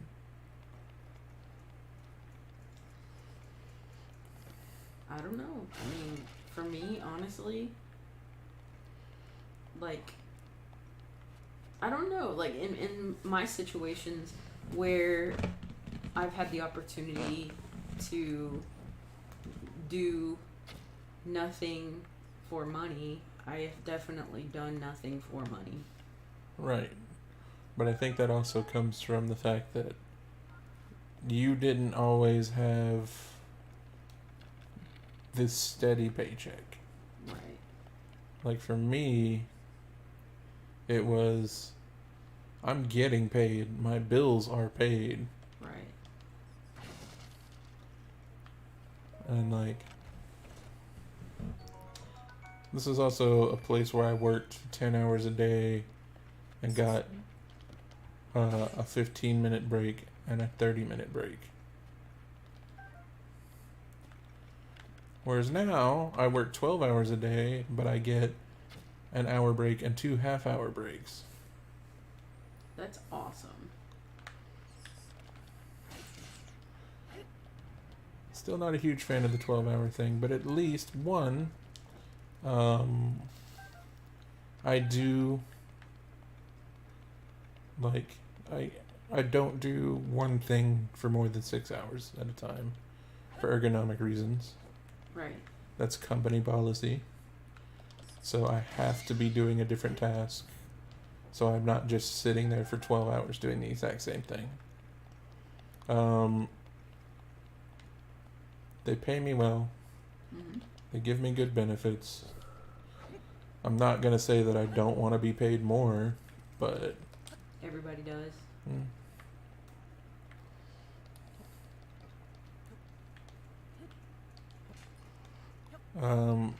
And at the end of the day, like, I've been there almost, well, actually it's been just about 2 years now. Has it really? Yeah.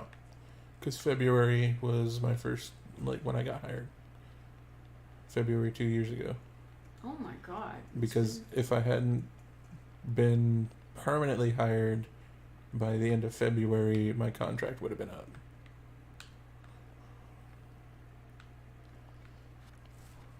But, so when I started, I had a family, like a loss in the family, and like it was sudden. Like it was somebody we knew that was going to pass relatively soon, Right. but not. It wasn't like they're gonna die tomorrow. Right. You know, it was. We know they're gonna pass, and it's gonna be sometime within the next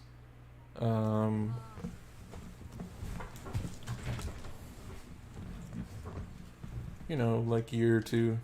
Right. And then I started the job, and we were talking about, okay, we're gonna go visit them because they lived in a different state. And I started work. I finished my training. I'd been in the lab for like a week or two, maybe 3. And it was just like, well, it's gonna happen, and we gotta go. And they were just like, yeah, sure, take care of what you need to. That's incredible. It's wonderful to have a job who Mm-hmm. takes the fact that you are a human and not a working machine.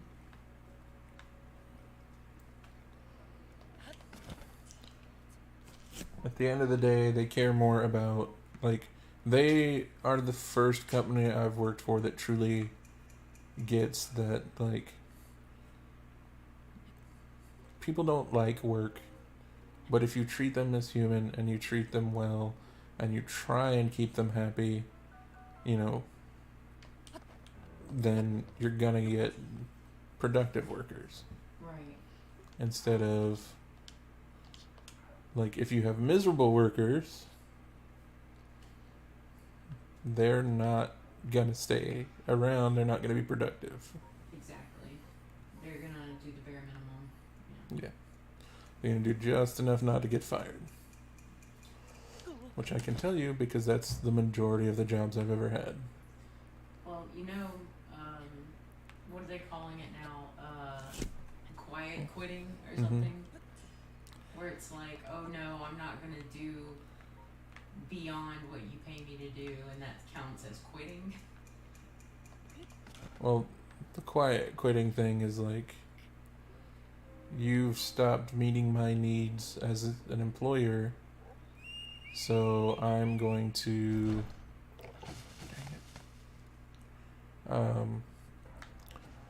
like, I'm not going to go above and beyond at all. Exactly. And there's nothing wrong with that, in my opinion. Like, why would I go like,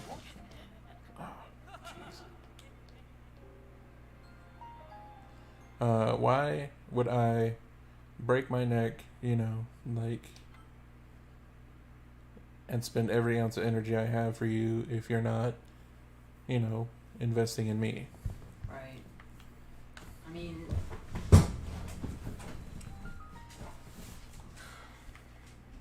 let me get this cookie. I'm gonna do that.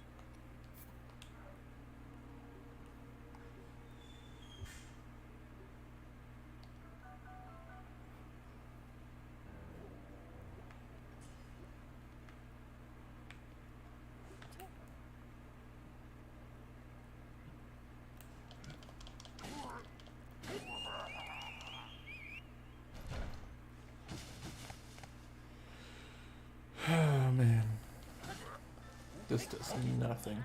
Jeez. Okay.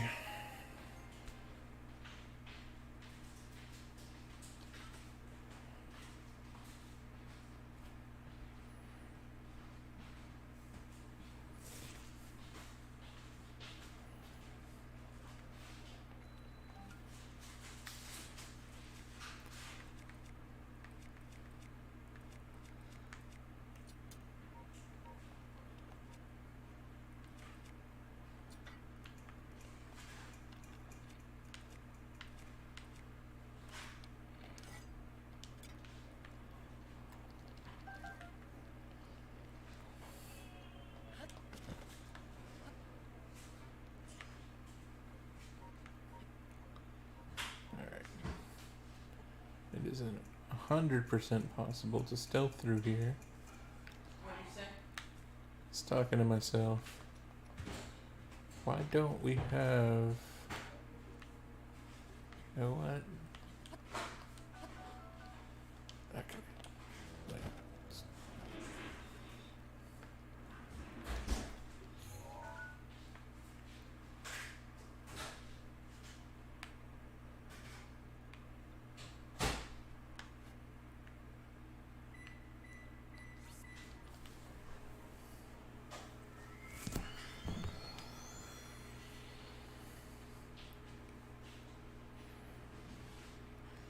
Stealth gear is very important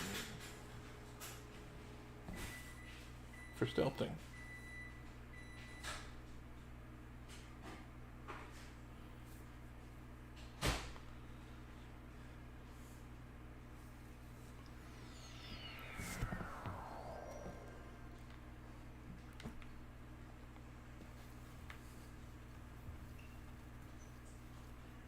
And we need to cook up a bunch of food.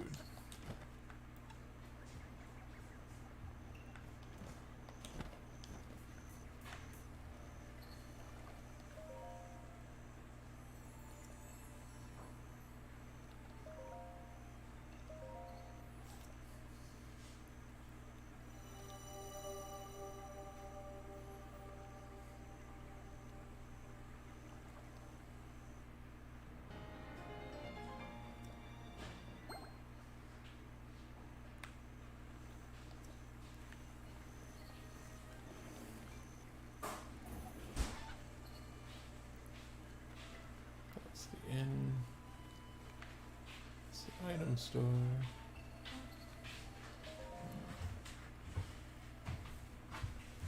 Okay. Oh, I left my whole stuff out in there.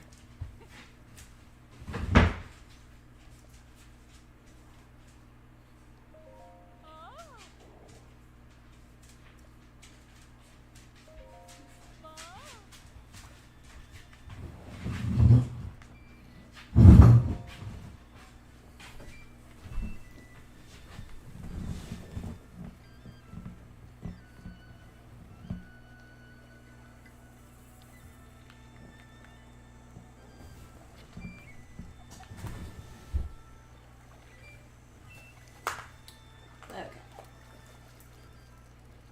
What did I miss? Well, I recognize that we don't have the Sheikah gear. So we don't have anything with stealth bonuses. So I came back here to buy it. Oh. But also this lady asked me to light the torches by the goddess statue. Why? Because, well, she likes a man that knows how to use a bow. Is that what she said? Yes. Ew.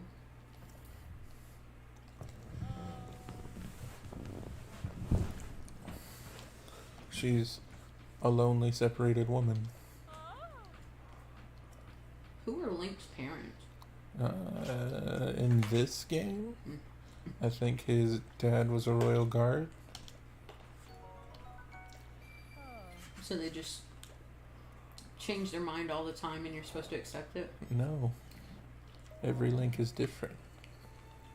Was it multiverse? No. Well, kinda. There's different timelines.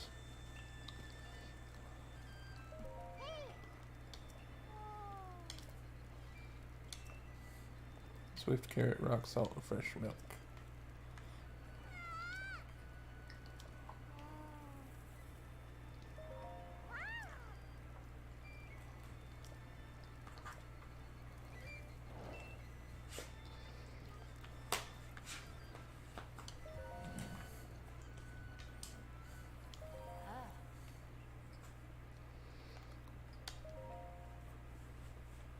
Yeah, sure. Give me all your carrots. So, how are we gonna get back from the airport? We're getting picked up, At 6 a.m.? I guess. I don't think anybody's gonna drive to the airport at 3 a.m. to come get us. Yeah, they will. Why? Why wouldn't they? Because that's awfully early. Hmm.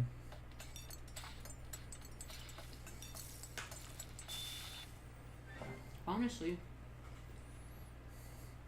we could just screw around in Orlando for the day until they come.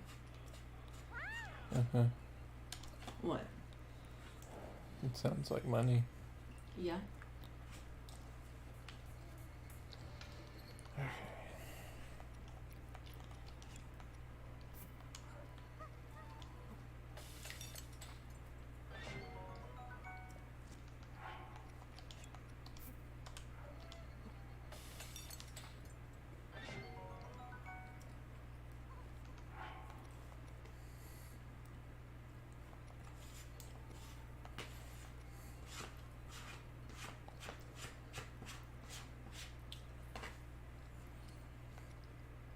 This was delicious, and I wish it didn't have to end. Hmm.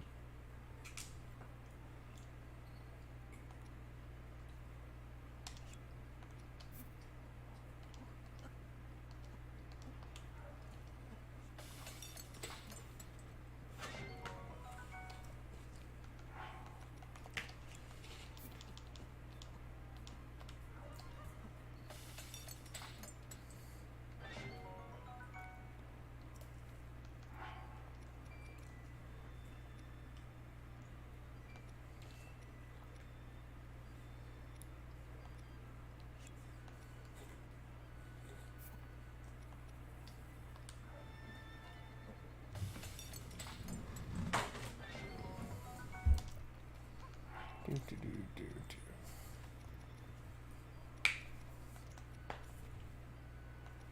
So, what time are we leaving for your house tomorrow? In the afternoon sometime.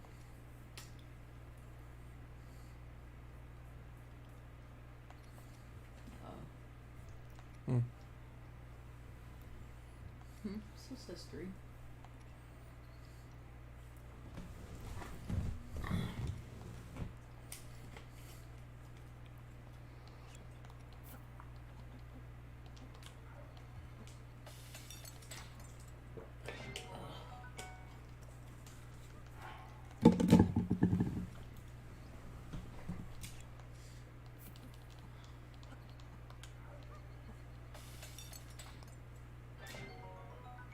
I know I've got a little packing left to do, but it's mainly just picking out my clothes. I've got to grab some stuff, but a lot of stuff is at the house.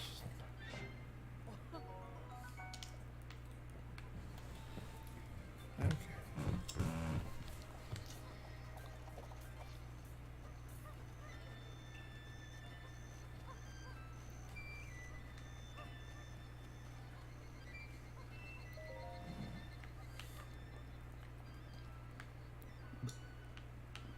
Here we go.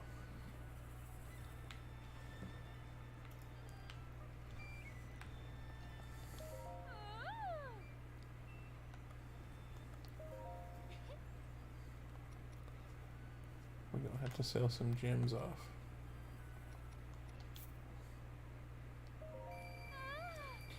Can I ask you something? Hmm. I was looking at, you know, the website that people just ask questions on all the time. It's like QUO. Uh-huh. Yeah. I was reading a response because,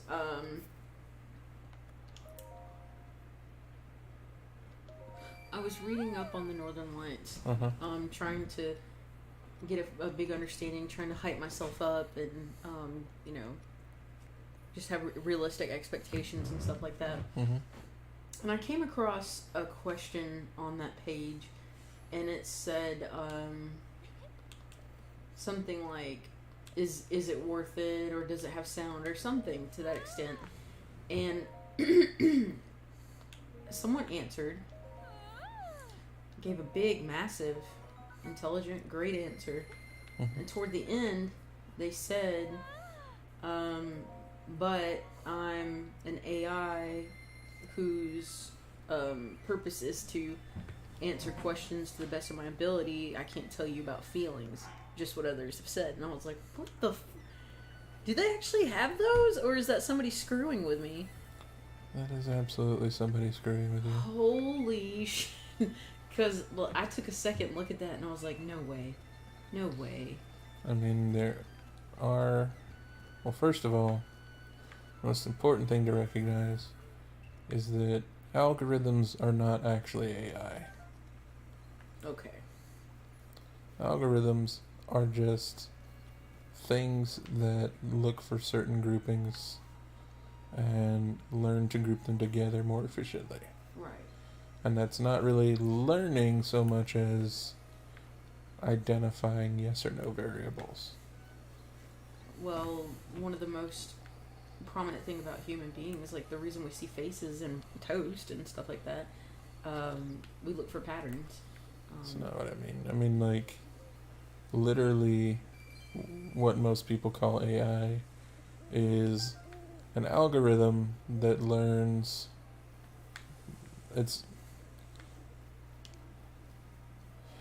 Learning is what we call it, but it's basically, it's just an equation that comes down to It becomes more efficient. do this thing. Did it return the result you wanted? No. So input the same thing, change a variable. And it just keeps doing that with the data sets that you give it. And the more data sets you give it, the more the faster it can create basically input variables, which is extremely useful, but it is an algorithm and it is not an actual learning or thinking thing.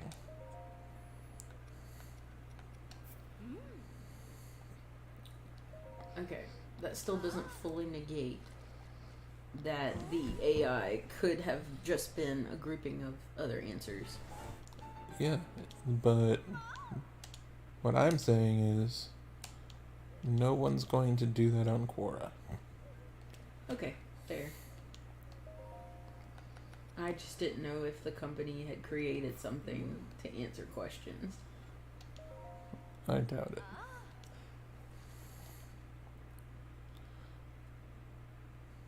Quora just exists to essentially just be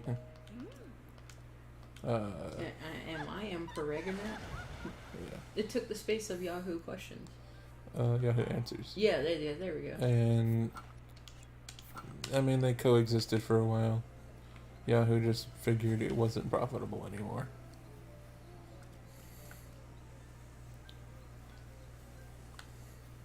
I asked a question on Yahoo one time.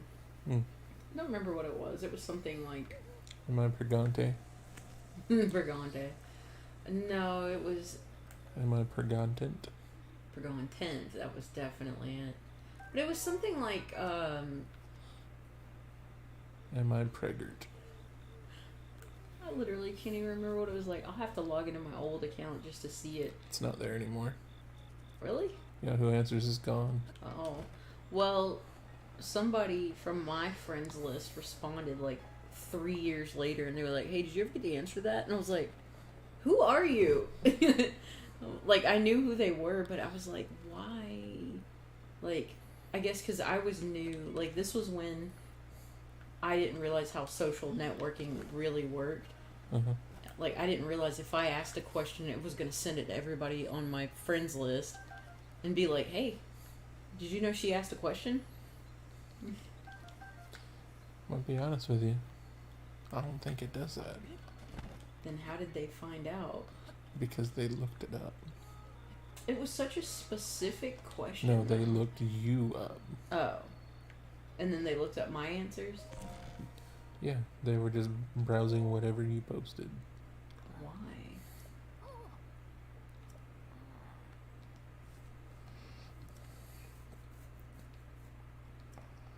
Why indeed?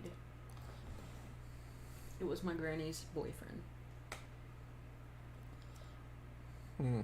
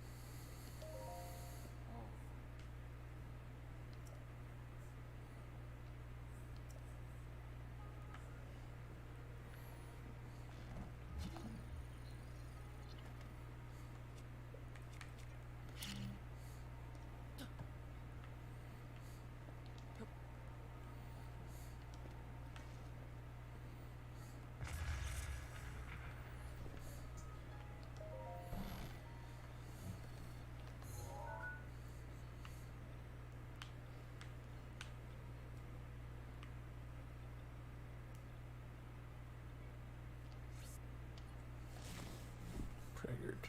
Stop. Pregnant. Pregnant. You are gonna get thrown away immediately.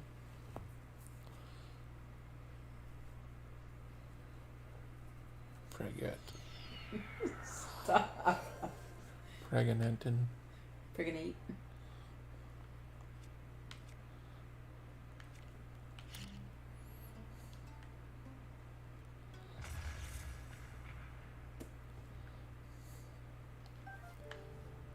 did I ever play you that turning Facebook drama into music? Yes. The I one where love that. the one where he was talking about he was quoting a woman who was like, Caroline is a recipe stealing hoe. Yeah. Yeah. People are crazy. I wonder if that was real. The dude was I mean, he was just picking up like people's actual Facebook posts and just like reading it and the responses to it.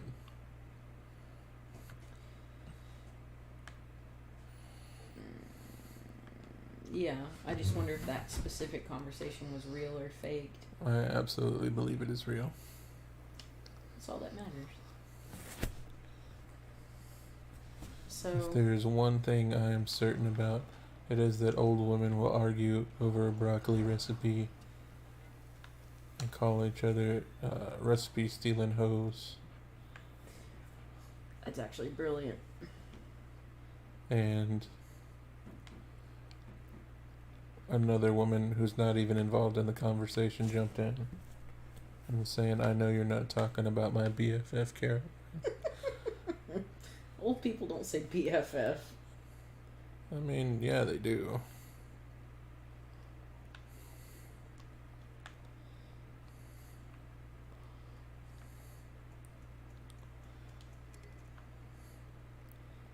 And then the original lady was like, maybe you should take care for who you hang out with. She a recipe stealing hoe.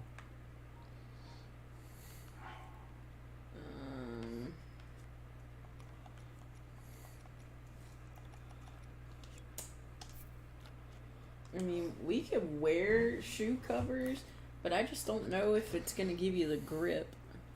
That's just gonna hold the moisture against your foot.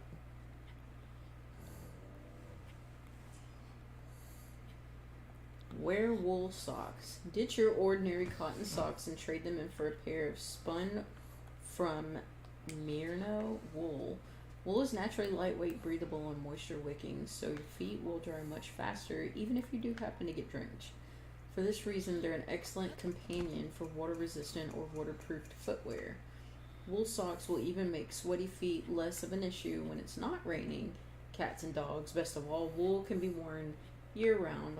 All materials superior ventilation means your feet won't get hot in the warm spring and summer months. Well, there's an option. Just cover your foot with a plastic bag and put it in your shoe. Yeah, I'm sure you won't somehow trip while wearing your shoes. Can you imagine?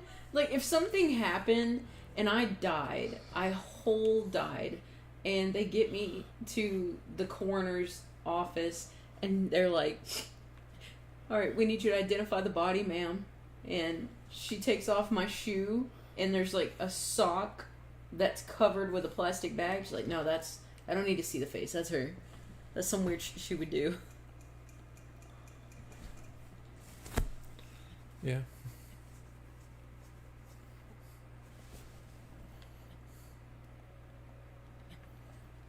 Wow, here's the best advice I've ever heard.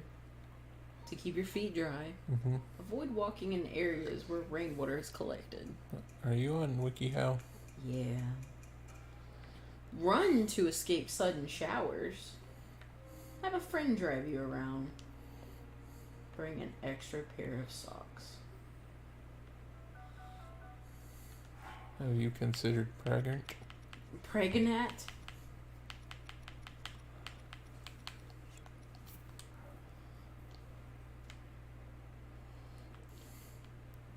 Okay. One of the best ways is to put on your socks, then put a plastic bread bag over each of your feet before putting on shoes. It is a good idea to have extra bags because if you sew a lot of walking, you'll probably wear through the plastic bag, so water will be able to get to your socks. The bag should also be removed when you are no longer out in the rain. There are lots of sweat glands on the person's feet, and keeping your feet in bags make your feet sweat more, and the sweat has nowhere to go but your socks. Eventually, socks will become wet with sweat. In fact, it can be helpful to wear socks that are made of absorbent materials such as cotton. Man-made materials are usually not very absorbent and don't breathe well. The best thing to keep in mind, though, is that bags are temporary measures. It would be a good idea to get a pair of waterproof boots when you're able. If it seldom rains in your area, you can probably get by with using the temporary fix of using bags. But if rain is fairly common where you live, it is worthwhile expenditure to invest in a pair of boots. They don't need to be fancy or expensive. They just need to be waterproof. You can also take a pair of shoes with you to change into when they are no longer about to be raining. Let me check the weather in Portland again. I hope it doesn't. It's gonna rain. It's Portland. Sure? It is Portland. Portland, Oregon. It's gonna be rained. Let's see. So this will be March the 3rd. Is that right? No. We will be in Portland. We're not leaving till the 4th. Yeah.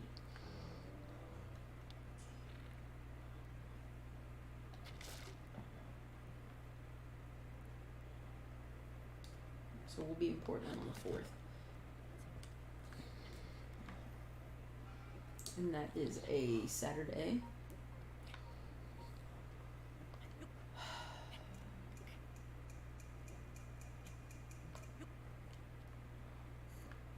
Oh my god. What? It's literally going to stop raining the instant we get on the plane. Yeah. It doesn't get below a 50% chance of rain until 7 p.m. Makes sense.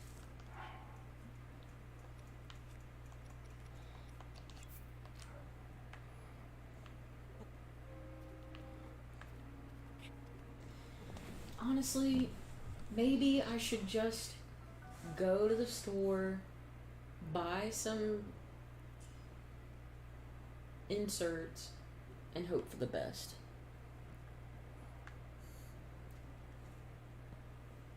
What do you think?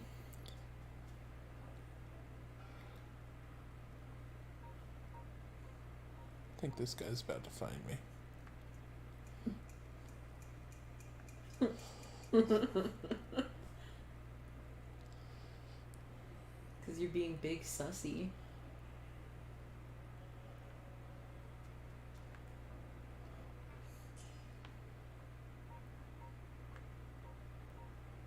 Frigert. Frigger.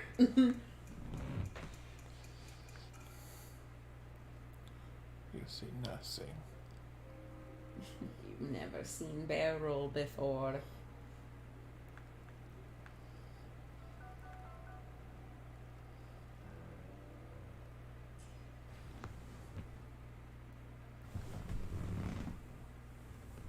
There is a toxel. I do believe I will.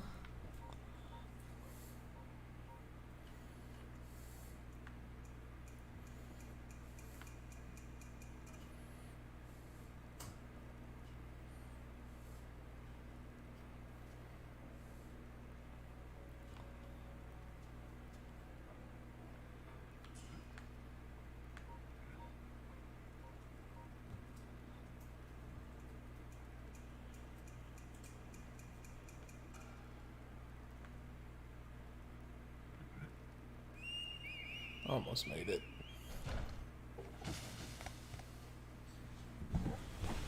Almost. So,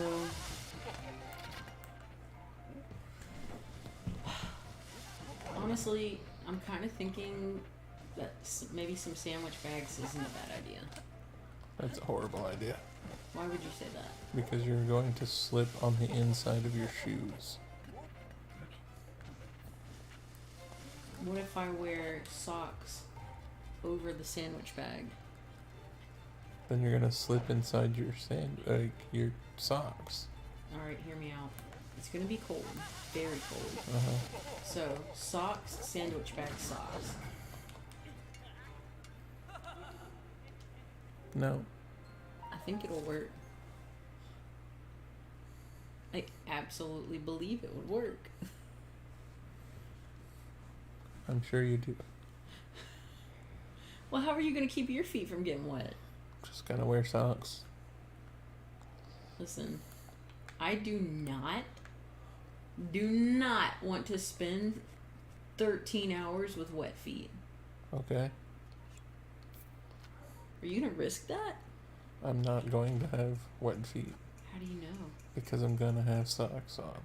I'm gonna be wearing socks as well, but if you're wearing shoes and it's raining, the water's gonna get in your shoes. I don't know if you know this, but for the past, several decades, I have lived in Florida.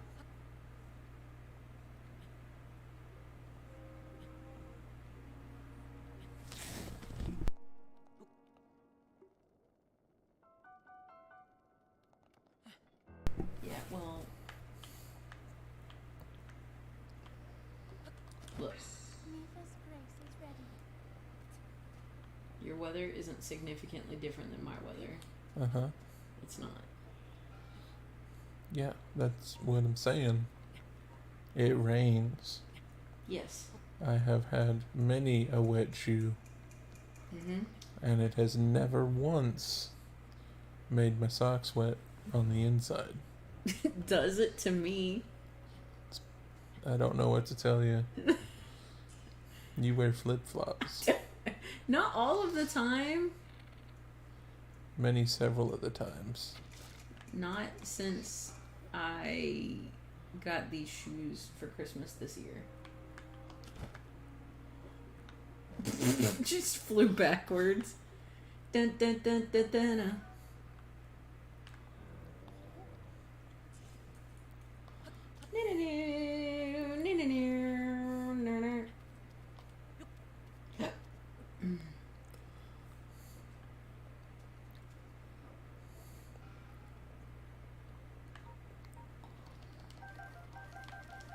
Bananas.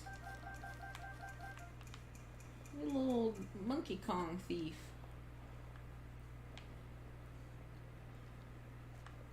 Gotta have gigabait. Is that what that is? Yeah. Yee.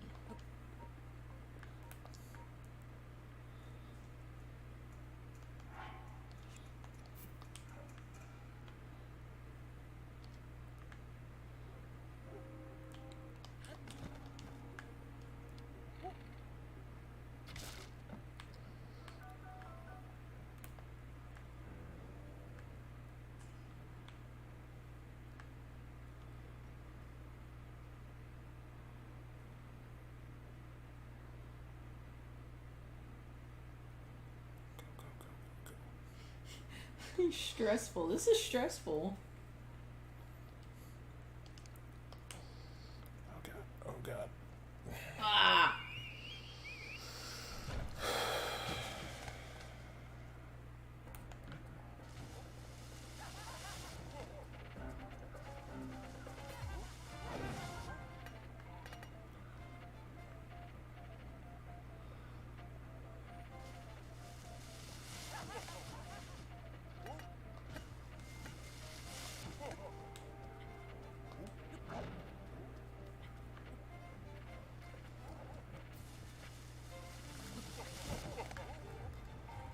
Do you have a chart here?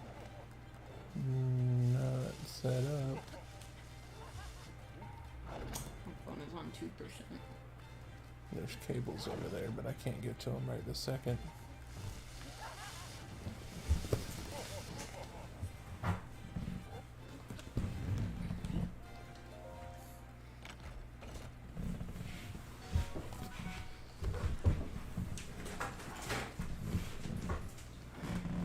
Hello, dog. What would you want? What is it that you would like me to do? Me booey.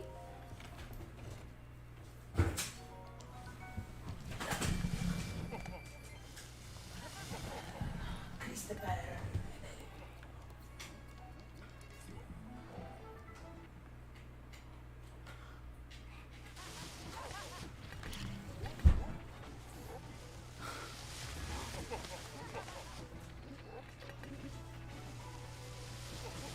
1%. Right at the finish line. Home base right there.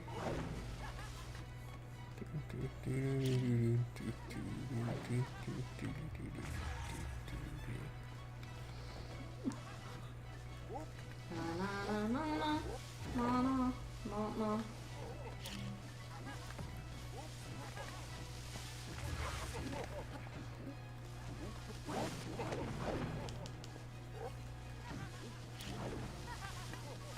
I have to wonder if the Alaskan community is going to be similar to the Hawaiian community in the sense that there's going to be more native. I don't know.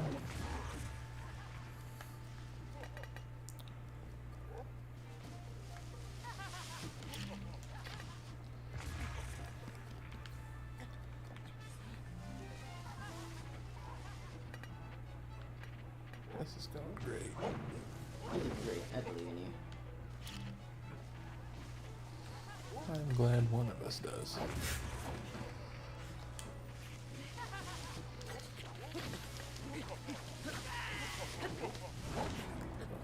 Yeah.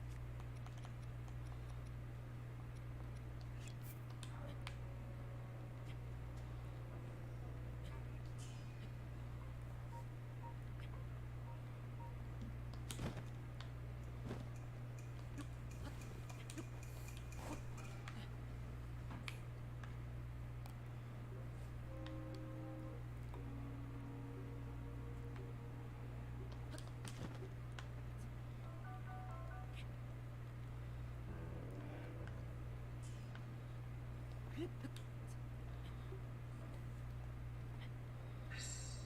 grace is ready.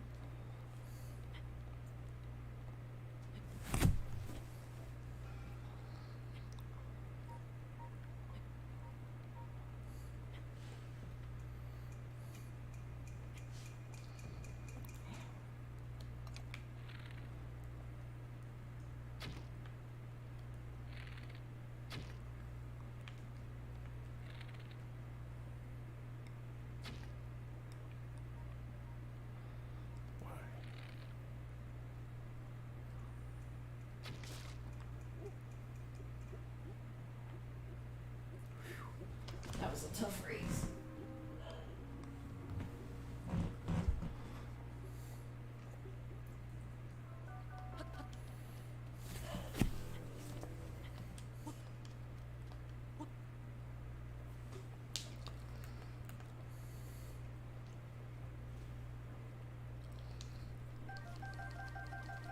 Bananas.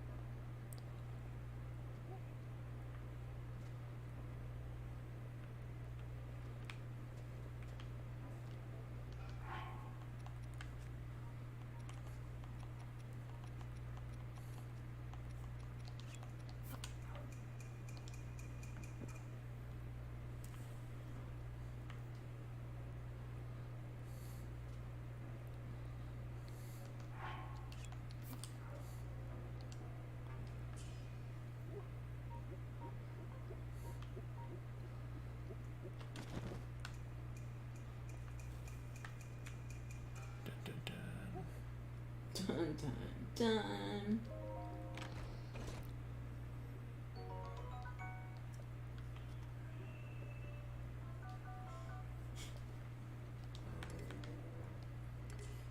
No.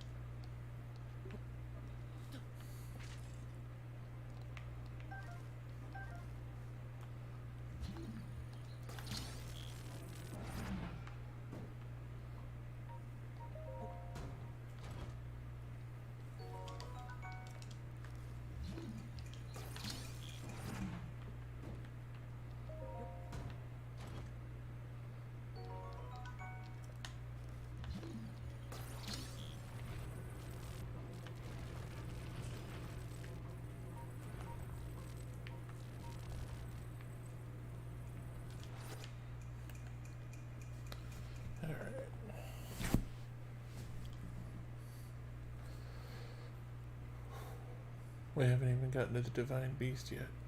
You're doing great.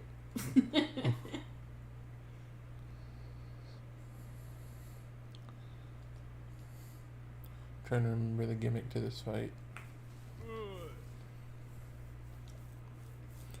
It's the guy.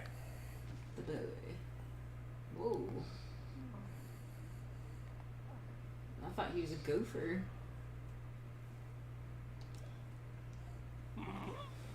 Every dad on the couch ever.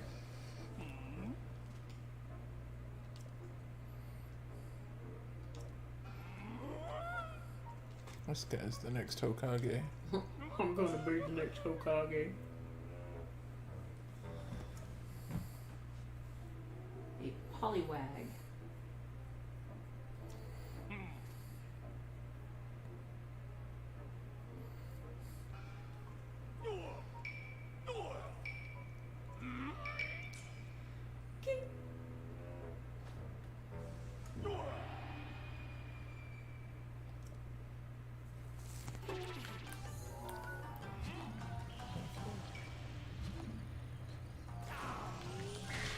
Oh, That's not what that was. Okay. taking balls to the back.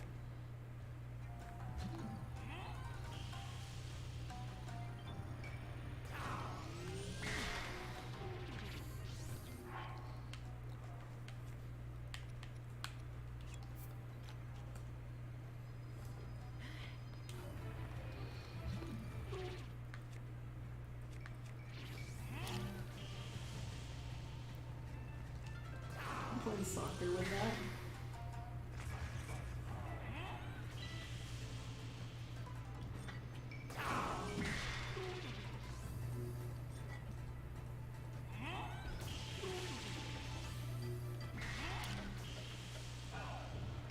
I remember what to do now. Run away.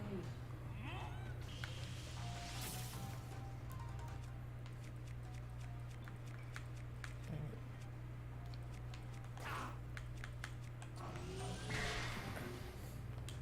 You gotta be faster than that.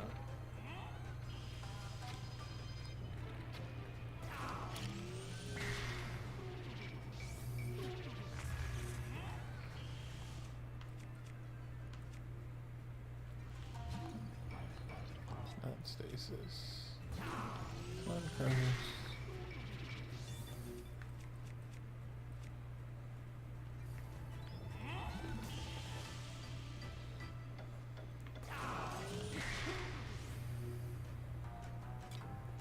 Okay, there you go. What was it? You gotta shoot him when he drops the shield.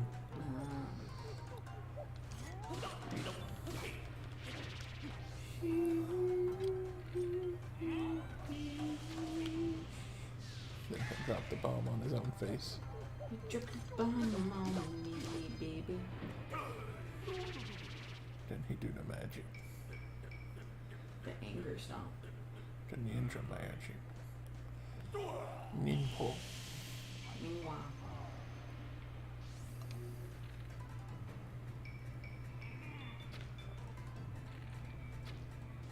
Gotta hit.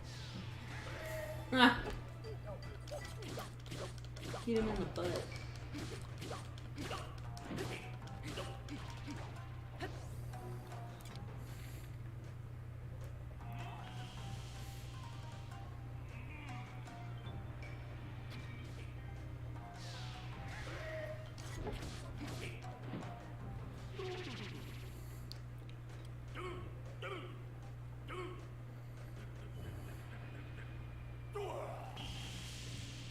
Alright.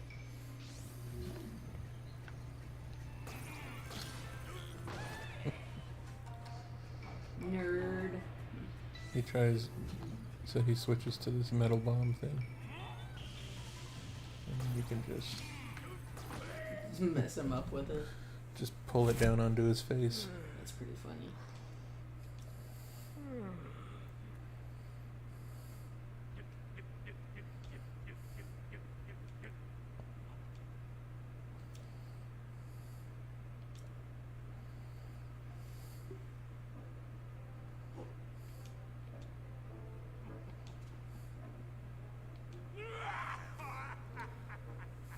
He's going to let out his menacing plan.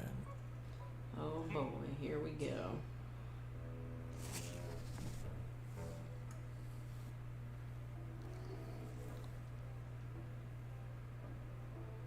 Okay. That's a Power Ranger pose. Nani.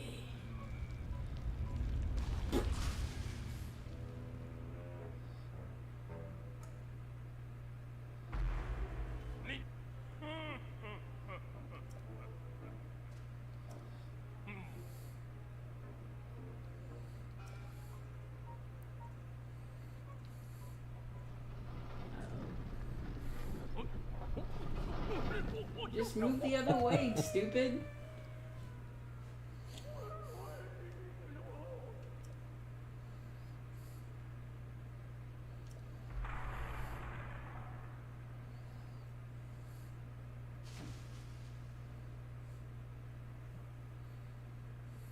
Chaotic. That was chaotic. Fancy treasure.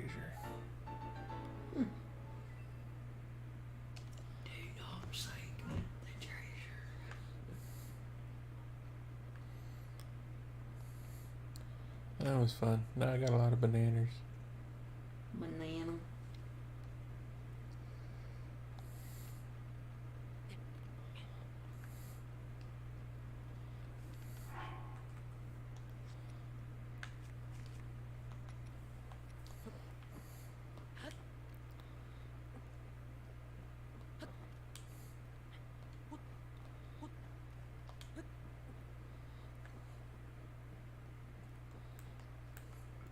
What was that thing that person told you about your stamina? Like you could do some kind of button, like whistle running or something. So it's whistle, and then mash dash while you run. It's like...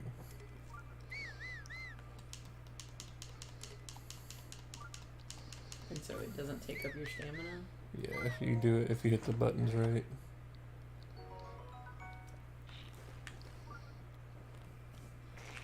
Seems like a good enough time to test that. I think I will.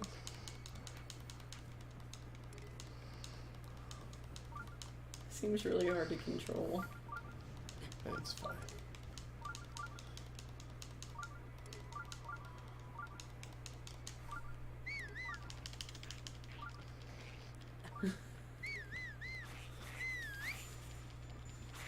Oh, Moose.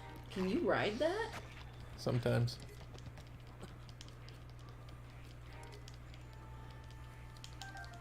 Wolves.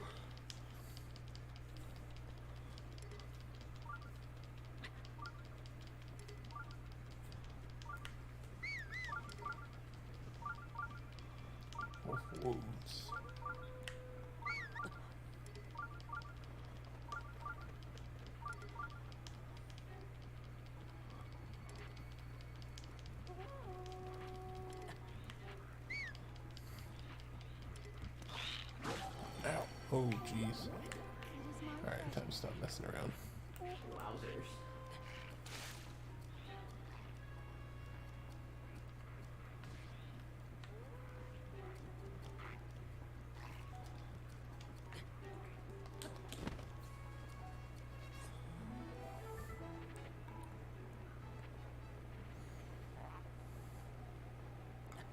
You gentlemen have a nice day now. Ladies? I just glided right back over to where I was.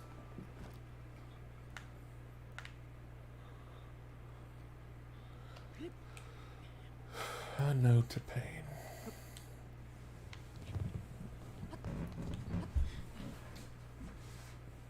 I kill you. I love you.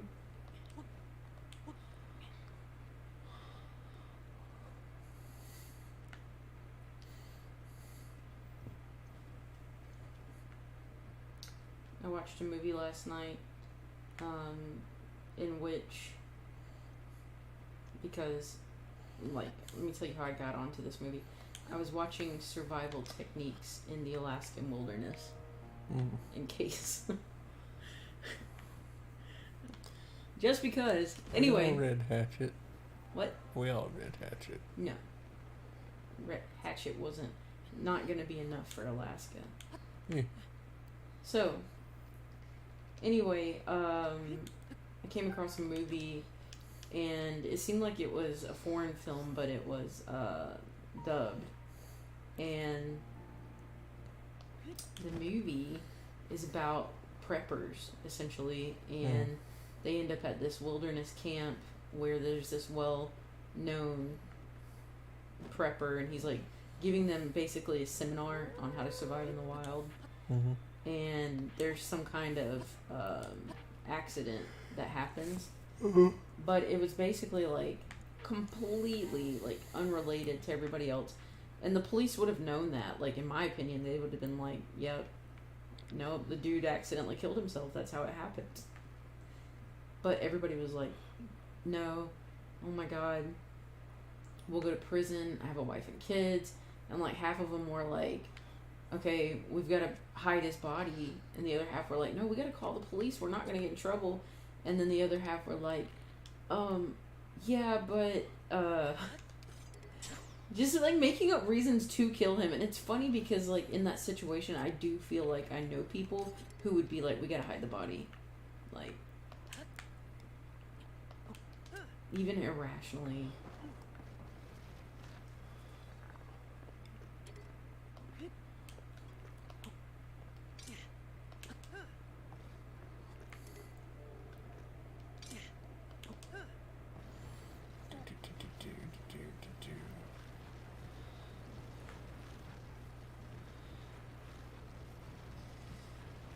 You dropped the bomb on me, Scarf. baby. Do an ollie. I can do an ollie. Yeah.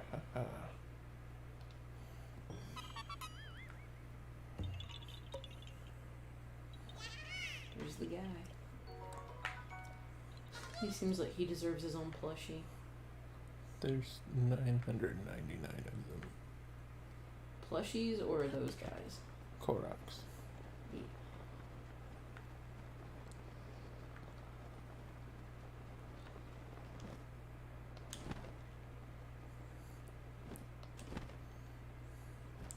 Yeah.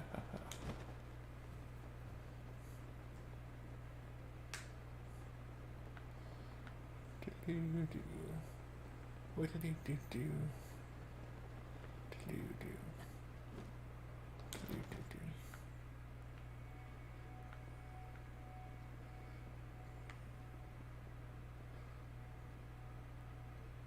Screw him.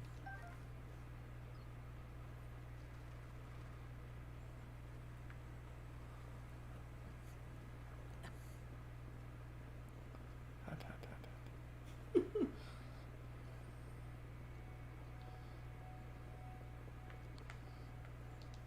Rock. I wanna rock and roll all night. I'm party every day. Let's go. Yeah.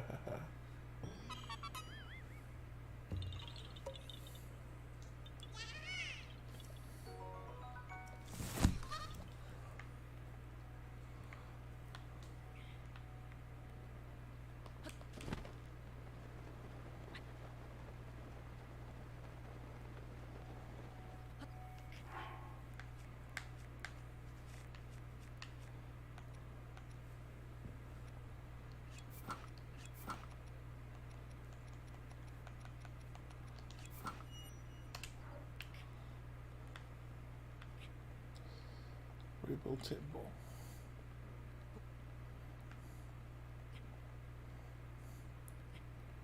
Do you remember? Nah.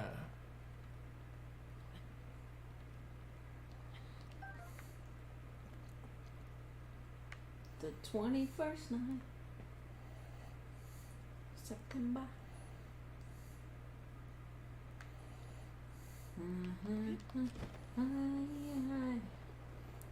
Sprinkle Dinkle Bong Bong. Aye, Speedy Dingadoody. aye. Treasure in the sand. What? Never was a cloudy day. Beachy Rufus treasure chest. Okay. Aye, aye. He decided otherwise. Imagine being a big superstar in the 70s and now nobody knows who you are. I don't think you have to imagine that. Like, imagine just being able to go into like a grocery store now. I can do that myself. But like, just going from like ultra fame to like nobody knows your name. I could live with it. I'd prefer it, honestly. Like, I'm gonna be honest with you. The vast majority of celebrities could come up to me and say hello to my face and I wouldn't know who they were. I'm talking about like A-list celebrities I wouldn't know.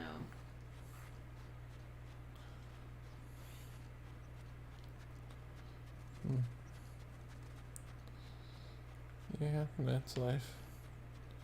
The older you get, the fewer celebrities you know anyway.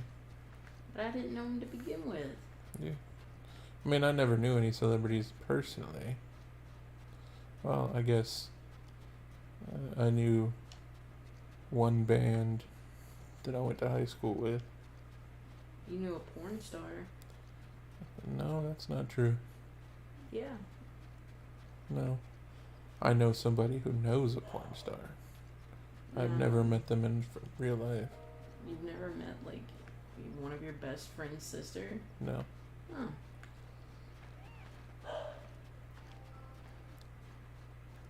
For as long as I've known that person, his sister has lived in Nevada. Oh.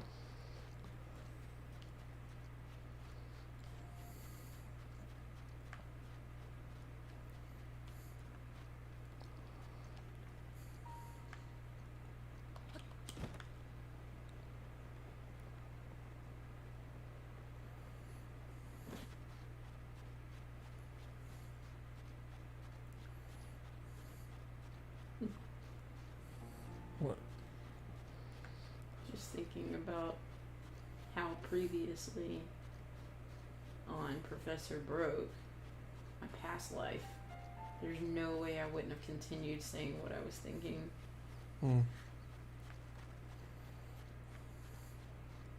But here we are.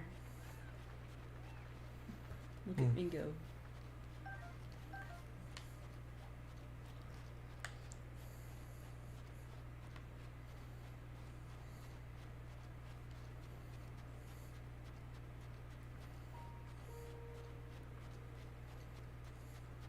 So I noticed you were wearing those shoes again. The shoes I always wear? Yeah, I'm gonna burn them when you're not looking. No, you're not. Because They're you didn't pay for them. hideous. I don't care. They're hideous. I don't care. Wear those blue sneakers. I don't have any. What? You got some for Christmas from my mom. Yeah, they're worn out. They're dead.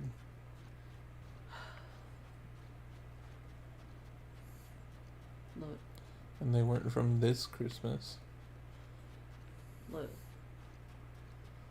I maybe get a new pair of shoes every 3 years. Uh-huh. You also don't work for 12 hours a day.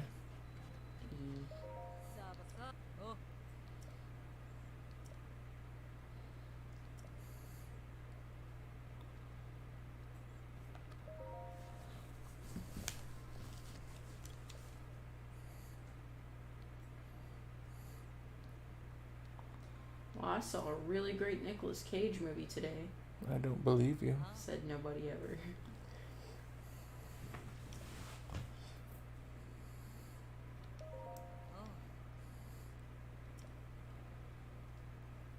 You know, looking back on it, no, we'll come back to that. That's personal. Mm.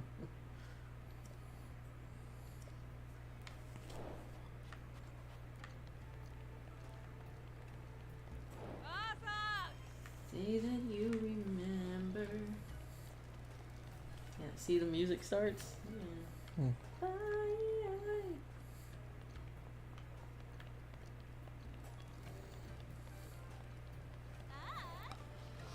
Alright, I think I'm gonna turn this in and then I'm pretty much good. Alright. So then what I will do is the little wrap-up spiel while you finish that up. So thanks everybody for watching. You know where to catch me. It's everywhere. We've got TikTok, Twitter, Instagram, Discord, obviously Twitch and YouTube. So if you want to get a hold of me, you know where to find me. It's everywhere. You can catch me playing more Xenoblade Chronicles 1, 2, and 3, Pokemon Unite, a lot of scary games. I really like Resident Evil, you know, that kind of spooky stuff. We'll also be playing more Pokemon Fusion games and Nuzlocke. I am open to requests, and we have a really good community going on Discord, really strong family. So anybody new out there, we'd love to have you. And other than that, have a great night, everybody.